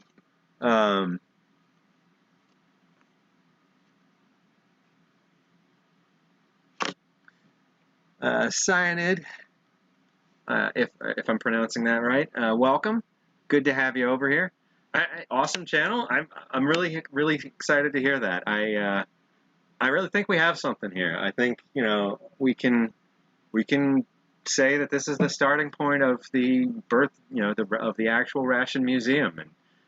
And in a city like Philly, we've got the American Revolution Museum. We've got the first firehouse museum, the first post office museum. Betsy Ross's house is a museum. Ben Franklin's museum. We've got the Science and Technology Museum. We've got all kinds of just great little. I mean, it's a great city for it, and I think in the right areas, and it doesn't have to be right in the heart of the museum district or anything. Like, we don't have to shell out for the best building possible, but just being in a city like this, I think we're going to get a lot of foot traffic. We're going to get a lot of people that are coming into the area to have a historic experience. The birthplace of the Marines is in Philadelphia. The birthplace of so many military traditions is right around here, and the first capital of the United States is the city I'm sitting in right now. So I mean, it's amazing, that so much has been preserved in this area, and I think we'll fit in. But Les Stroud is looking for the Squatch. Uh-oh. I haven't checked in on anything he's done in years and years. If he's out on a project, I'm sure there's some good coming of it. If he's hunting the Squatch, well, if anyone could find it, it'll be Les Stroud. I hope his family's doing well, and I hope all your families are doing well too. Again, for anybody who's just joining, this is just a reminder that it is Father's Day. Reach out to your father. Tell him you love him. Tell him you appreciate at least some of the things that you're aware of that he's done for you. And hopefully he'll remind you of the things that you aren't aware of, so that you can keep that going. But who's lame? I'm not lame. Everybody else is lame. Oh, maybe not me. But Smitty, we don't all eat poutine. Oh, okay. Good poutine story. There's this great group of folks from British Columbia that run a group called Midnight Poutine that go to different different festivals around the country and set up this experience where you go through their production and you wash your potatoes, you go through the fry, chopping station, you move on through the deep fryer, you move on, through the whole process, and they open at midnight, and it's free to whoever gets in line until they run out. And you get to the end, and they cover it with gravy and cheese curds. And sorry, it just got my stomach going. That's you can't go wrong with poutine. I mean, unless you're vegetarian or vegan, and then I understand, to each their own. But I can't put, whole categories of food into the will not pile. There's just so much out there to try, and I used to have a saying, I'll eat anything but eel. And now I've found, I don't know, a dozen ways that I like eel. So I'll try anything, that's not just for the sake of being disgusting or something. Within reason, I'll try good, anything good. Yeah, Cyanide makes a good point. I always recommend find the fold out 3 or 4, panel, quick, laminated sheet for your area. There's always going to be one. Find out if your local ranger district for just park services has something like that. Otherwise, you can grab one online. You can do a little research. Find something about your area's flora and fauna that, well, I guess in this case, flora. Just some quick, like, absolutely do not eat this, and these are fine, and these are fine if. Because there's a lot of food that we take for granted is out there, and we don't necessarily, as a modern society, think about the steps between its existence in the wild and its, entry into our stomachs. A lot of stuff is poisonous until it's been cooked a certain way or with another thing or gone through some process. Some things have to, some things have to change their chemical state before we, as people, can get any nutrition out of them. And truly, before before there was Natick, before there was ration guides, there were military-attached individuals going back thousands of years that had to understand this about moving into a new area and had to understand what it meant for their troops as they, pressed over a mountain range in Europe and into completely undiscovered territory where everything's different, So, the phrase "an army marches on its stomach," at least in our best estimations, originates with Napoleon or the Napoleonic era, or there's always that, got to take certain things in history with a grain of salt. But that doesn't mean the idea of food being a driving factor behind military conquest or defense originated with the Napoleonic era. You can trace that back to as far back as we talked about organizing, human beings into groups and protecting from other groups, and that's kind of, that's part of what we hope to catalog and bring to the public, is just that history. Yeah, like Kaylin says, there's absolutely stuff that you have to cook first, and then it'll be fine, But in the the raw state, it can do a good deal of damage. It can, you can get poisoned, hallucinate. You can develop major problems. So just knowing a little bit about your local your local plant life can go a long way in the event that you ever unexpectedly need to know a little bit. So, I'm sure a lot of folks in this community are familiar with the idea of a bug out bag or something like that. I have my local wildlife cards in that bag, just as a quick reference if I had to. Because it's always, while the techniques that I talked about, just a little bit ago are good to know and really useful.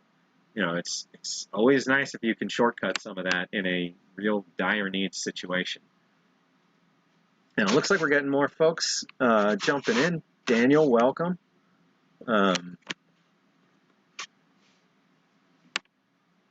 Good to have you with us. And yep, happy Father's Day to you as well.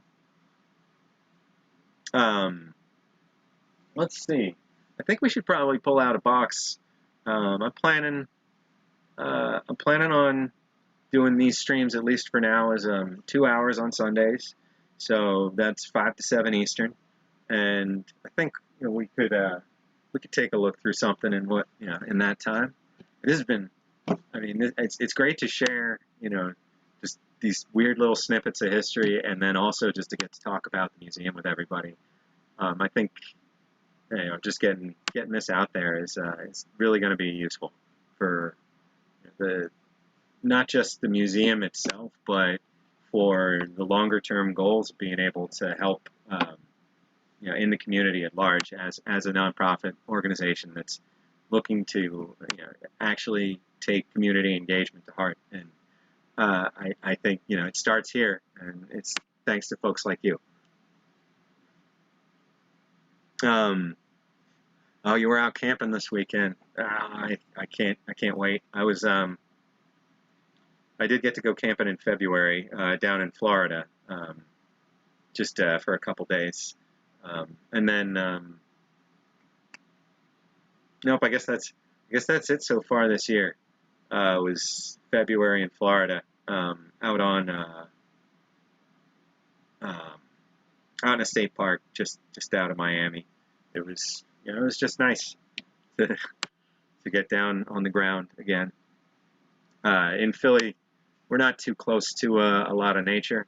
The suburbs just tend to go on and on and on. There's, oddly enough, though, the largest city-run park within the boundaries of a city in the United States is Fairmount Park in Philadelphia. And there are pieces of it where you can feel like you're not in the city at all, but it's not a tent camping friendly park or anything like that. A lot of good stuff there, though. Oh, Amanita muscara, I see Lars mentioning, or I'm probably pronouncing the last name wrong, but yeah, the very iconic red and white mushroom. There's a lot of historic context that gets attached to that.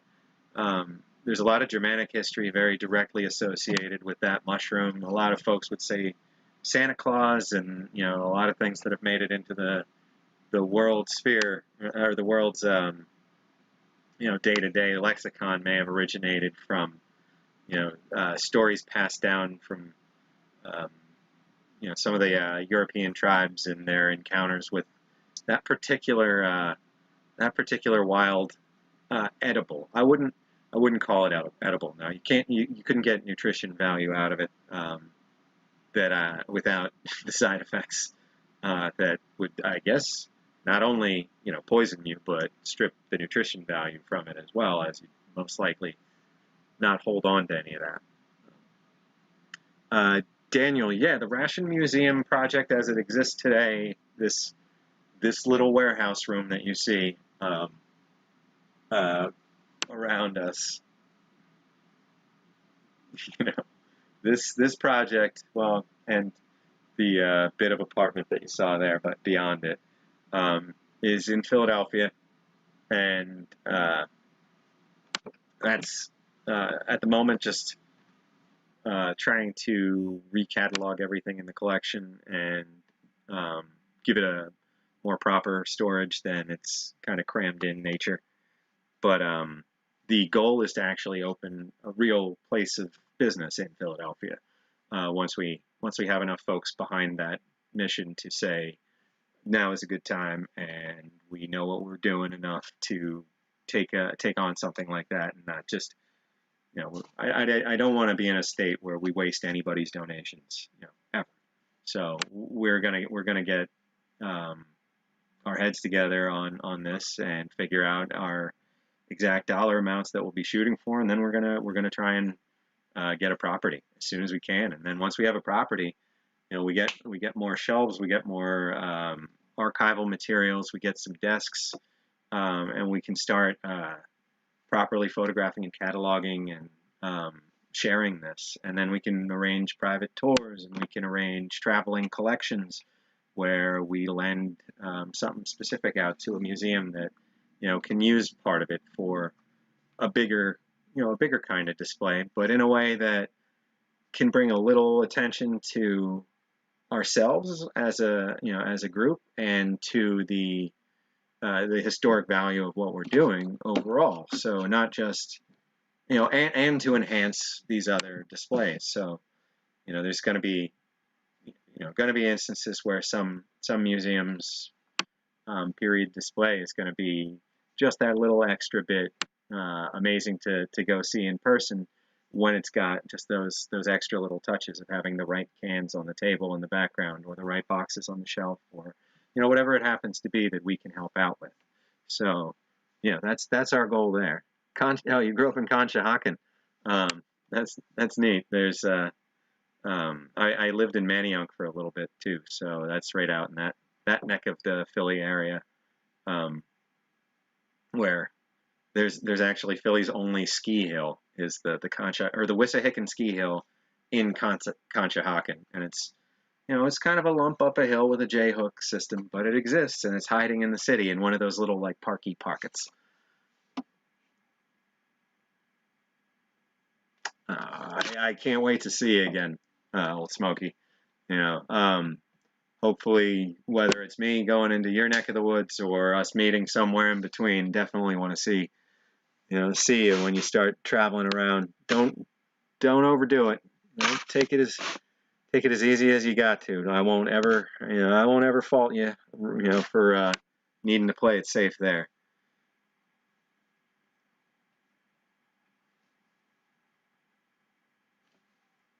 Yeah, I'm just seeing Lars's update on the mushroom. It's similar to other hallucinogenic fungi, where it gets into your system and makes pathways essentially communicate incorrectly. I don't know, honestly, the deadliness factor of any of those, so I'll skip weighing in on whether they're whether I confirm that they're not deadly or not. I can't confirm or deny that at the moment. Let's see. Yeah, while you guys are chatting, let me grab a box. There we go. Let's see. I've got a little space to walk here. That way. There we go. Okay.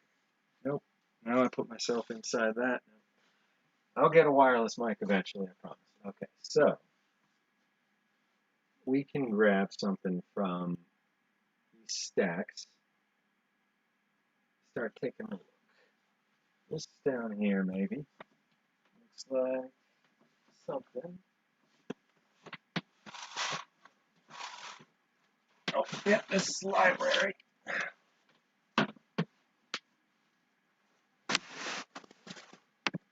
So, we will bring this back around here.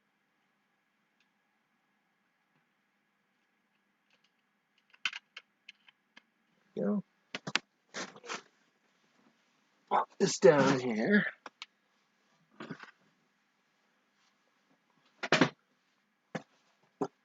All right.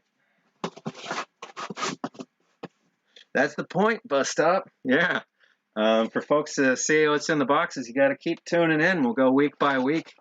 And this bulletin will let us, show everybody what it is that the collection really covers, and hopefully get folks interested in helping us bring this out there in a more complete sense. Because it's everything from this water-damaged heater manual for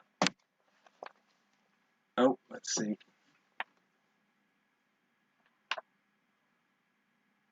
for one of these heaters that actually got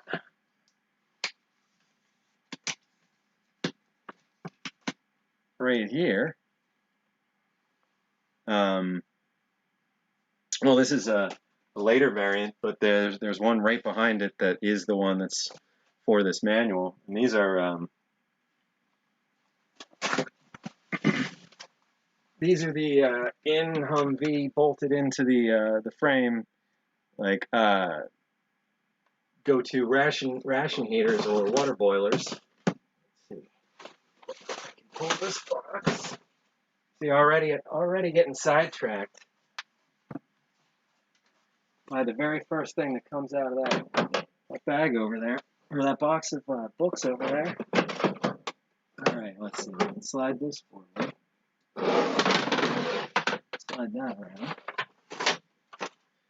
So there we go. That is the ration heater that I'm talking about, where you've got your heater temperature control, you've got your 24-volt power, you've got the water spigot, because you could use these not to just heat rations, but you could also use them to boil water. So if you're going to heat the ration, you'd leave this tray in there and you put some water in there, and you'd put, or you could keep them actually empty and you could use it as a double boiler kind of thing. But if you were going to just serve a hot drink, you would pull this out and fill the inside with liquid and cook it up or heat it up. And then you've got a spigot on the front for dispensing. This one here is a about Desert Storm era, I believe. I have to double check. Yeah, this is actually post Desert Storm. This is a revision from 1996. So this one likely wouldn't have seen any use until Enduring Freedom or Desert. I can't recall the initial name. Oh, hey, thanks Cyanide for joining, or I mean for subscribing. So we've got this one is similar in, but from just a little bit earlier. Let's see, pop that out, and it's the same kind where we've got the inner tray and the the ability to heat up just liquid or. All right, so these, that's right, these are spring loaded, and I'm sure I'm doing this wrong. Can't remember why it was so difficult there. So then they both clamp down. I like this spigot a lot better than the one they put in later, but same thing for operating, low and high power, same 24-volt rig. And then we also have another variety of the well, let's see, we can go back to this camera for a moment here. Or go back to this position for it, I mean. So we've got, this one's actually just one of these boxed, the heater, the ration heater individual, which is this. Ration heater individual. Steam tables, looks familiar. Yeah, it's I have seen like the larger chafing stuff, the whole steam table setups, and we can see behind me earlier, this whole collection of UGRs, and in there's also just a handful of T rations, some T18s, but only a few examples of those. But this is a neat one in that it's it's familiar to anybody that lives in a super cold climate. This is just a electric heating element run through some heat or some flame retardant material that this whole thing heats up, and you slip your entree pouches in between each of these, and then close it all up. And the pouch itself is very well insulated. It's it's got a good inch thick layer around the whole outside, And you've got a fuse box at the front, just in case you've somehow shorted this out or anything. It'll blow the fuse before it blows the whole coil. And then this is, I believe this is another 24 volt, but it's not compatible with your regular cigarette outlet or cigarette lighter in a car. It's slightly smaller, but it's the same concept, with one conductor on the outside and a conductor in the center. And there's I believe a port for that on the standard like M30, like the M31A2s or whatever they were, the deuce and a halves have those, and I want to say the Humvees had those. I'm not sure if anybody was in any type of motor corps or driver or anything like that could weigh in on that and give us in the chat a little confirmation as to remembering to ever use a ration heater individual. But before it gets too out of hand, let me put this back, and this will kind of show you about how dense we're talking with the museum collection. So each of these shelves go back just a couple feet, and then as best I can, I've got everything organized to make the best use of space that I can here, and to I think the main thing was just to keep everything from sitting on top of each other in terms of pressure, keep all these boxes from crushing each other and eventually doing damage to the rations themselves. So that was something we wanted to avoid. Let me do. Does that work? No. Samsung. Okay.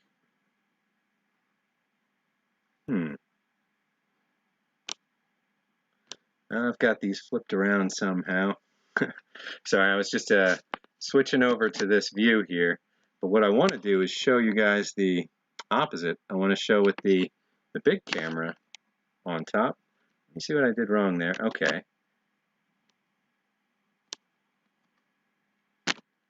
I just named it backwards. So, all right. Now, let's get back to looking at what's in the library.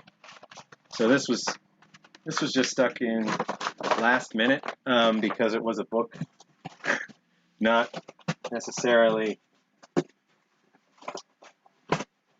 indicative of the quality or the shape that a lot of the rest of this is in.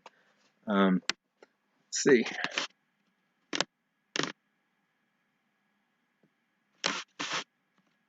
Oh, you got a spaghetti tea ration? I've got a ham in brine that sounds fine, and I can't remember what the other one is if I do still have a second metal tray tea rat.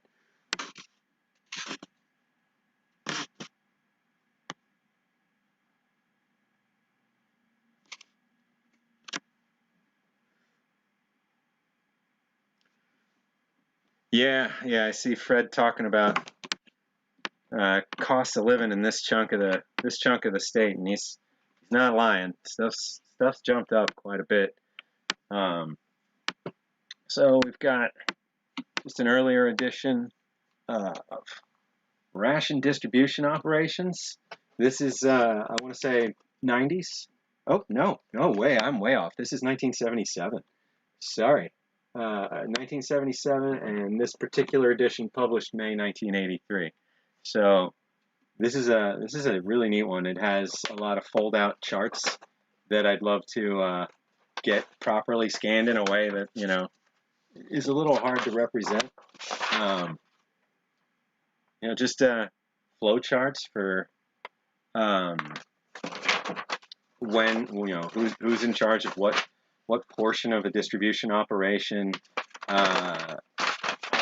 These whole sections on how you're meant to store food. What gets stored with what. Just fantastic stuff. And then gets into equipment, weight distributions. There's so much information in this book that I know there's a a series of modern equivalents that are usually distributed digitally, but just those foldouts. I've always been a sucker for a great big electrical diagram or a flow chart or a great big math chart, something like that that folds out.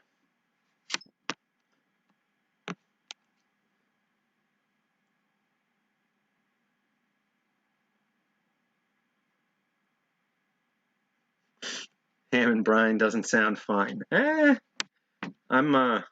I'm weird, but just sliced ham by itself is a treat to me.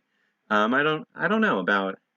I mean, I don't see any big sign that anything would be wrong with that T18 I've got. But if I opened it up and it looked like ham and it smelled like ham and it was all just sitting there in the salt water, yeah, I'd eat some. Yeah, I'd eat some of that, and hopefully, hopefully it would be good. Make the rest of the sandwich modern, but who knows? Sorry, mouth watering there, which I know I'm talking about, 40-year-old or 30-year-old ham, but also got a case of 1971 bratwursts, just a whole case from Black Dog Bob when he was coming through Montana when I still lived out there. So it's something that he was donating so that hopefully either we could use them to trade or we could use them for an event or we could because the case is something to keep in display. The contents we can keep some in display, but those I just keep hearing nothing but good. Anytime anybody opens this particular type of 1971 Frankfurters, they're good. So I would try them at some point too. I mean, and if you're gonna cook it, you're gonna take out the hot dog and you're gonna put it on your grill and you're gonna fully cook it. That's a little better, but you can't cook away everything. If there's any bulging, if there's anything like that, don't eat it. Again, that'll just keep being the motto. Yeah, I think I see some chatter on the power in some of these things. Yeah, most of them were 24 volt, just because the military stuff was just 20. A lot of the trucks are 24 volt systems. A lot of box trucks and diesels and whatnot in general run on double battery 24 volt systems. I think just for the extra amperage and getting them started up. I could be wrong there, but I know it's pretty common to have 24 volt systems in trucks, and that these heater systems, they're expecting it.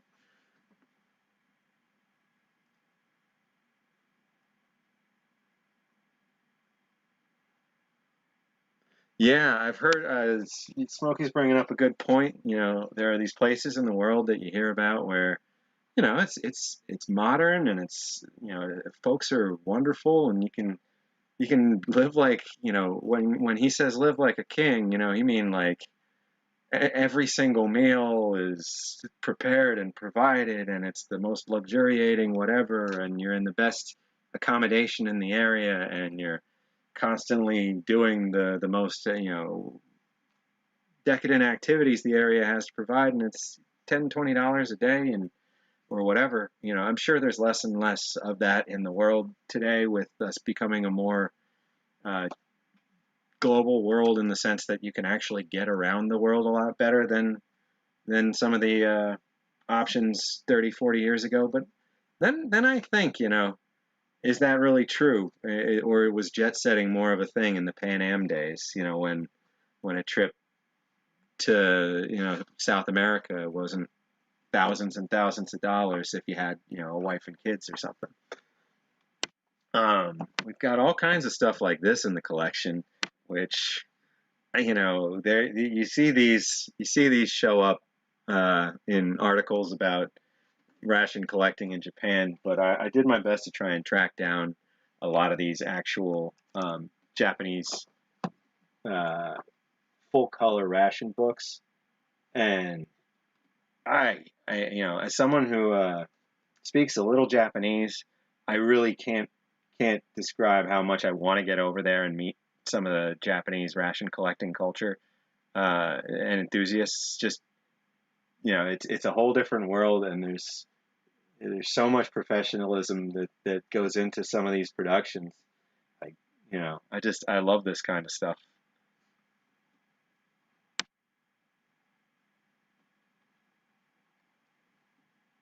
Let's see. Having menu number 60, Southwest style beef with black beans.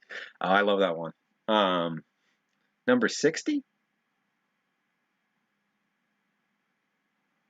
MRE menu 60.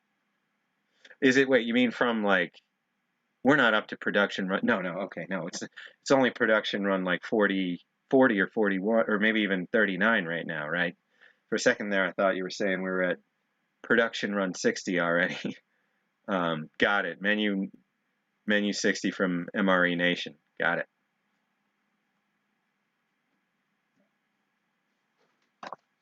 But yeah, I'd love to share, what's in all of this. Oh, hey, speaking of JSDF stuff,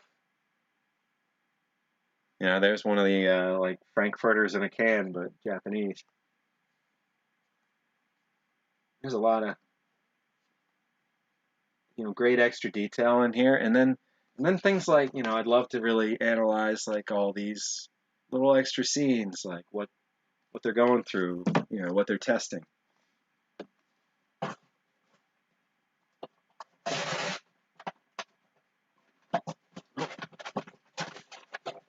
This is just a box of related, but not actually military Japanese, or no. They are actually military. They're not actually ration-related stuff. It's that box of books, like ordnance disposal books and random stuff that I've gotten in lots when buying, old ration photos or books. We've got, a ton of stuff like, a lot of these little leaflets that came out with certain, like press releases over the years with NASA.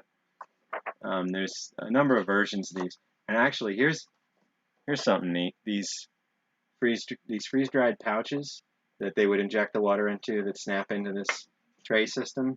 We have 6 or 7 of these that were brought back from Mirror by David Wolf that I got into the collection 2 or 3 years ago.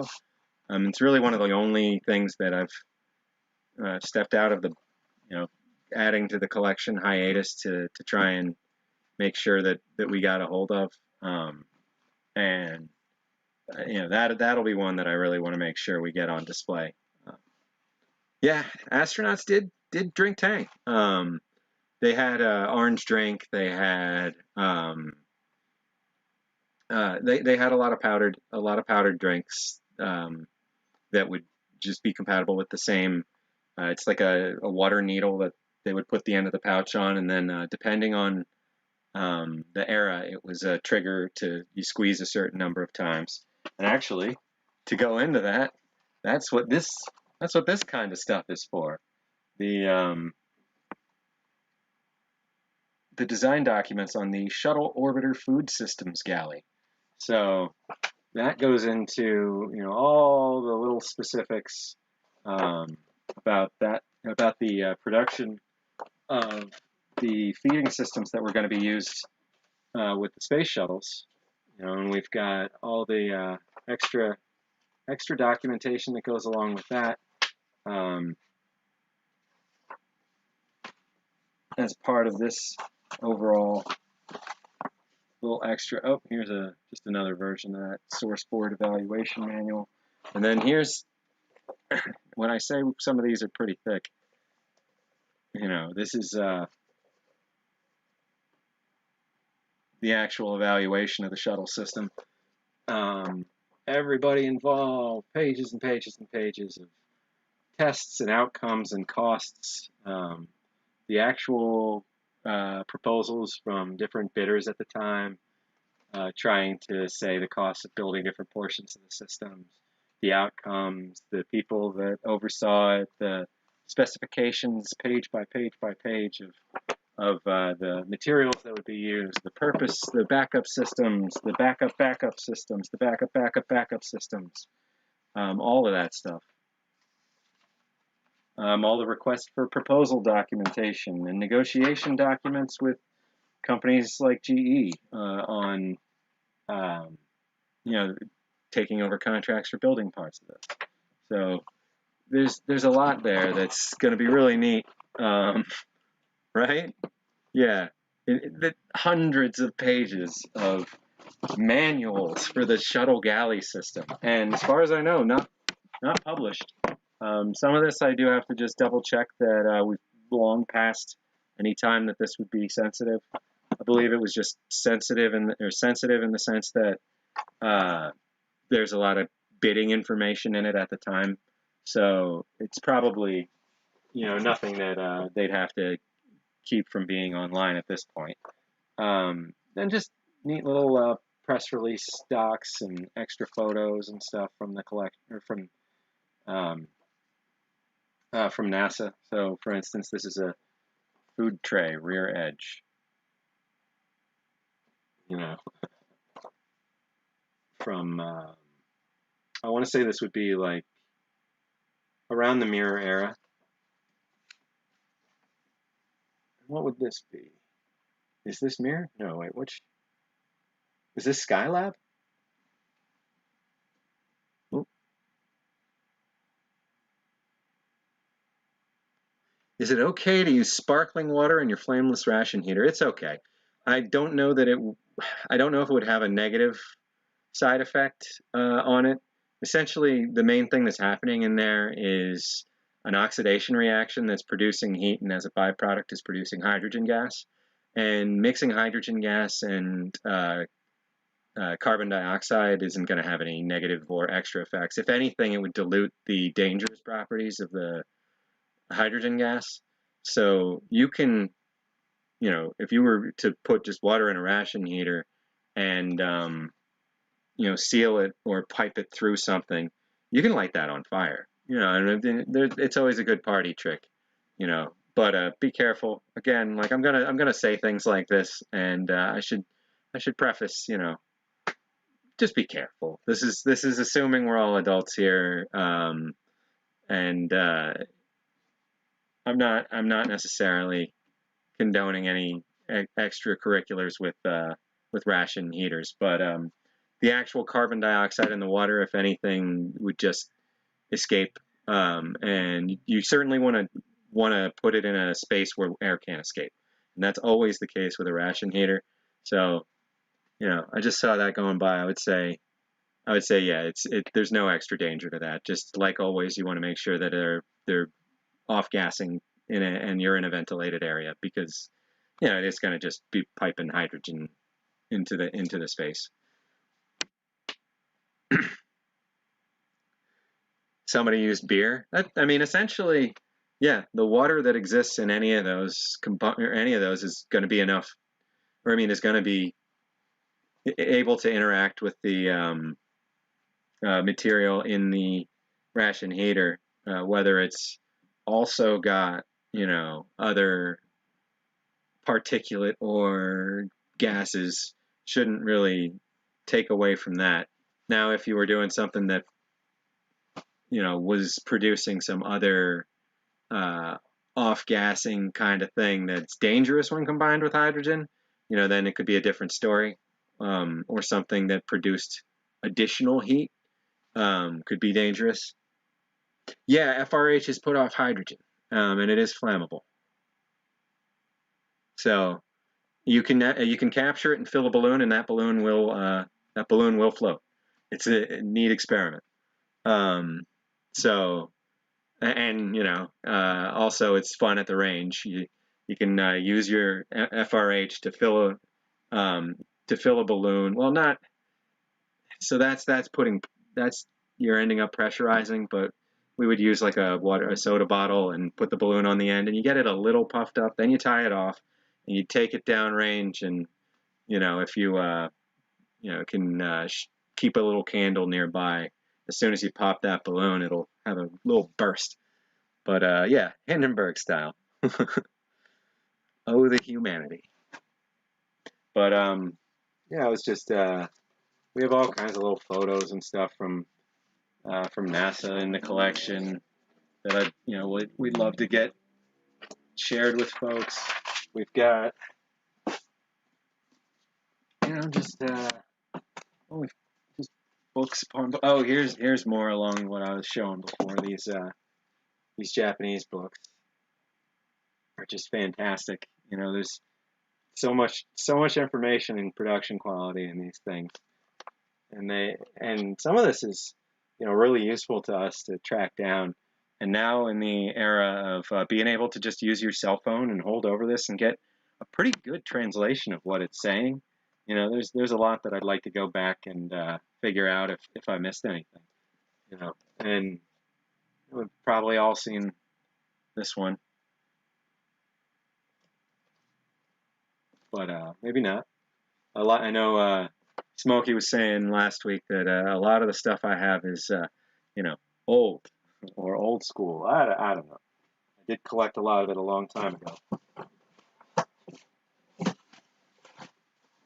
But, in the grand scheme of things, it's all very relatively recently entered, our whole awareness. Now, this is a box, actually, this is a box that's a little older.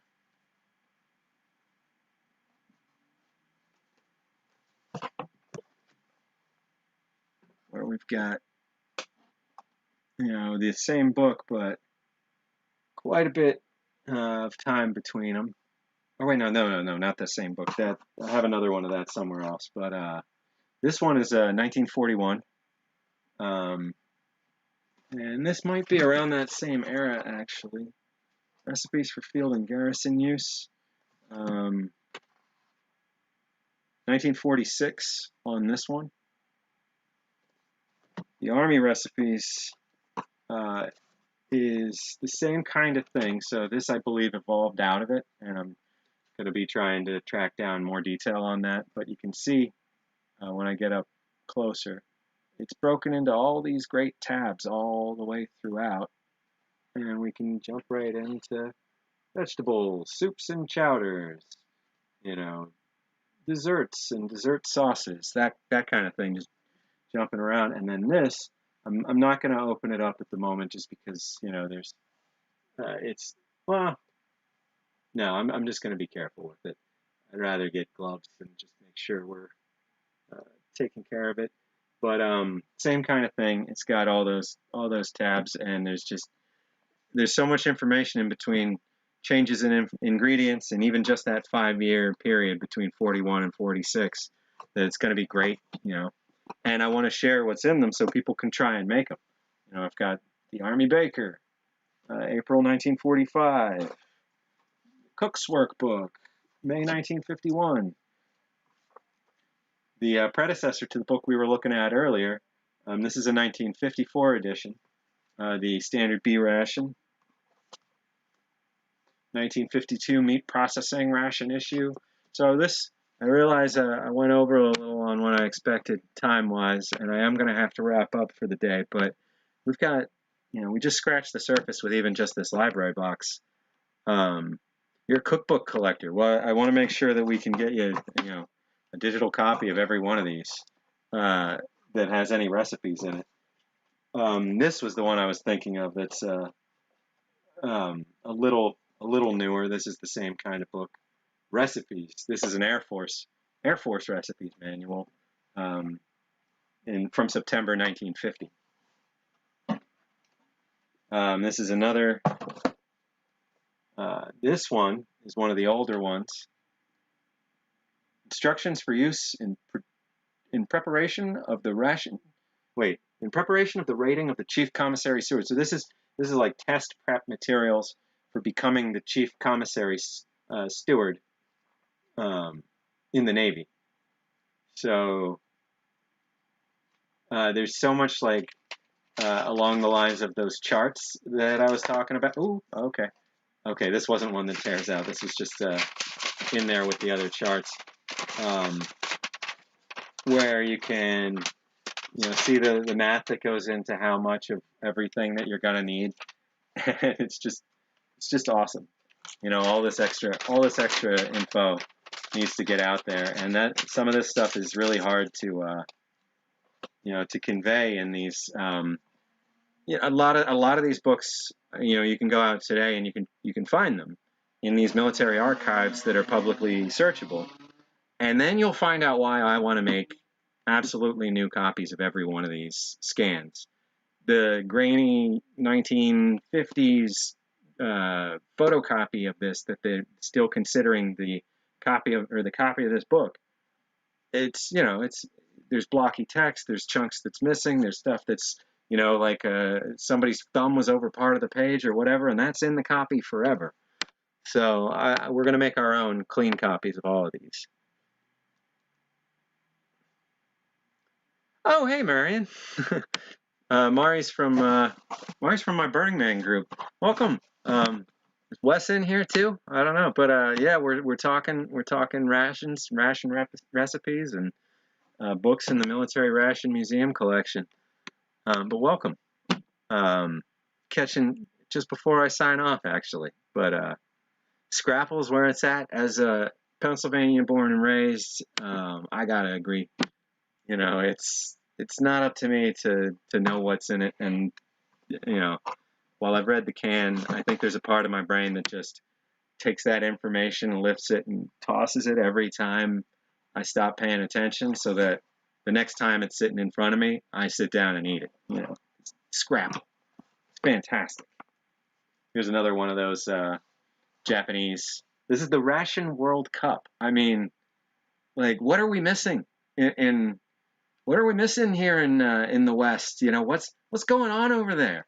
Like, I can't wait to find out. There's these conventions that huge numbers of people attend, and I don't know, or maybe there were and there aren't anymore. But these books are they're extremely detailed, and they're all by different folks. So there's a lot, and I'm sure there's tons over the years in between. And then they have all these civilian rations that they make up to look like military rations, or to kind of like that have like anime characters on them and stuff. I reviewed at least 2 of those for MRE Info about 4 or 5 years ago. A Navy one, and just some generic like safety police one or something. Oh wait. I'm not going to respond to that, Wes. Sorry. But use your imagination. It heats things up. I'm sure you could.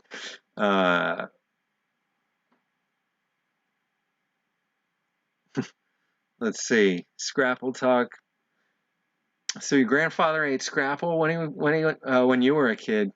Oh, well, I mean, I guess he can look at it as he had to give it up, or he can look at it as he made it to 80 before the doctors caught on that he was eating Scrapple and put an end to that. See, my trick is just don't go to doctors ever. Okay, don't take that advice either. That's not good advice. Go to doctors. Stay ahead of your health. I think I'm gonna wrap up at this point for the second weekly ration bulletin. We covered a lot today, and I think it's worth just repeating again that right now we're looking to build out the museum team. We're looking to get folks to join up and to volunteer a little time here and there with things that you can help us with. When you think of a real nonprofit, a real museum, they're reaching out, they're trying to make relationships with other people in the industry. They're trying to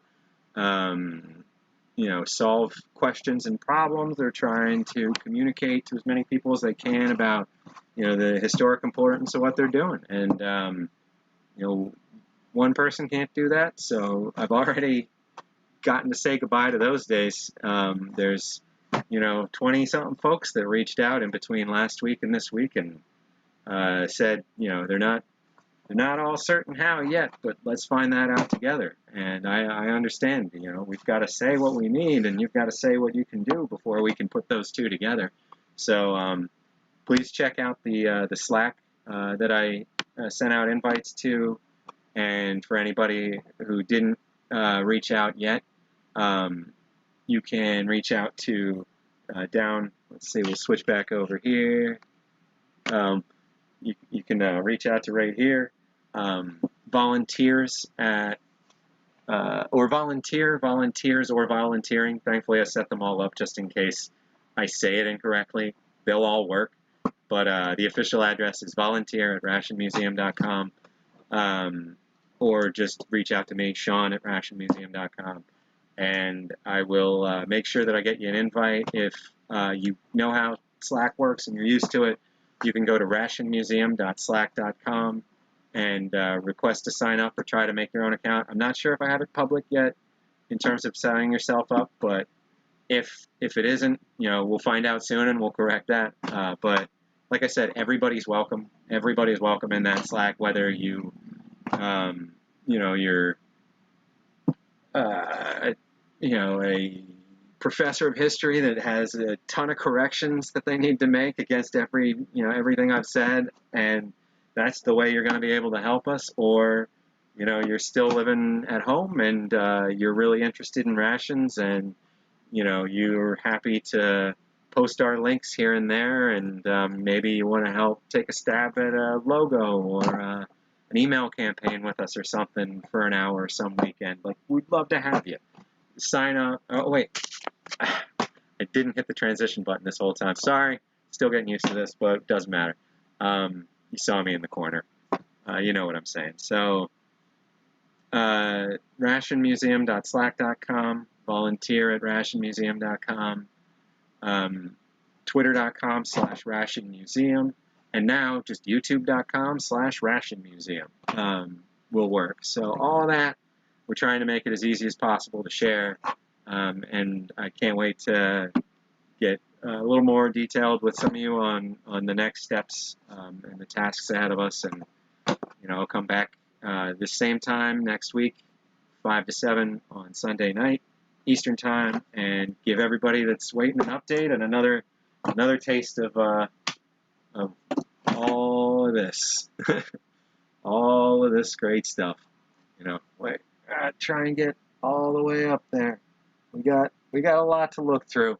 There's I think over 1,000 ration-related artifacts in this collection at this point. So let's get an actual number on that. Let me just catch a little bit of the end of the chat before I go, just to make sure. Okay, so might be blocked. I'll have to look at that, and I'll get everybody an update. But in the meantime, reach out to Volunteer or Sean at rationmuseum.com if you want access, and I can send you an invite directly, and we can figure that out. Lars, thanks so much for coming. I'm glad you had a great time. Everybody, just I want to say again, thanks so much for coming out. I really appreciate it. And let's get a museum going. All right. I will talk to y'all again, either in the Slack or via email, or same bad time, same bad channel. Have a great week, and happy Father's Day.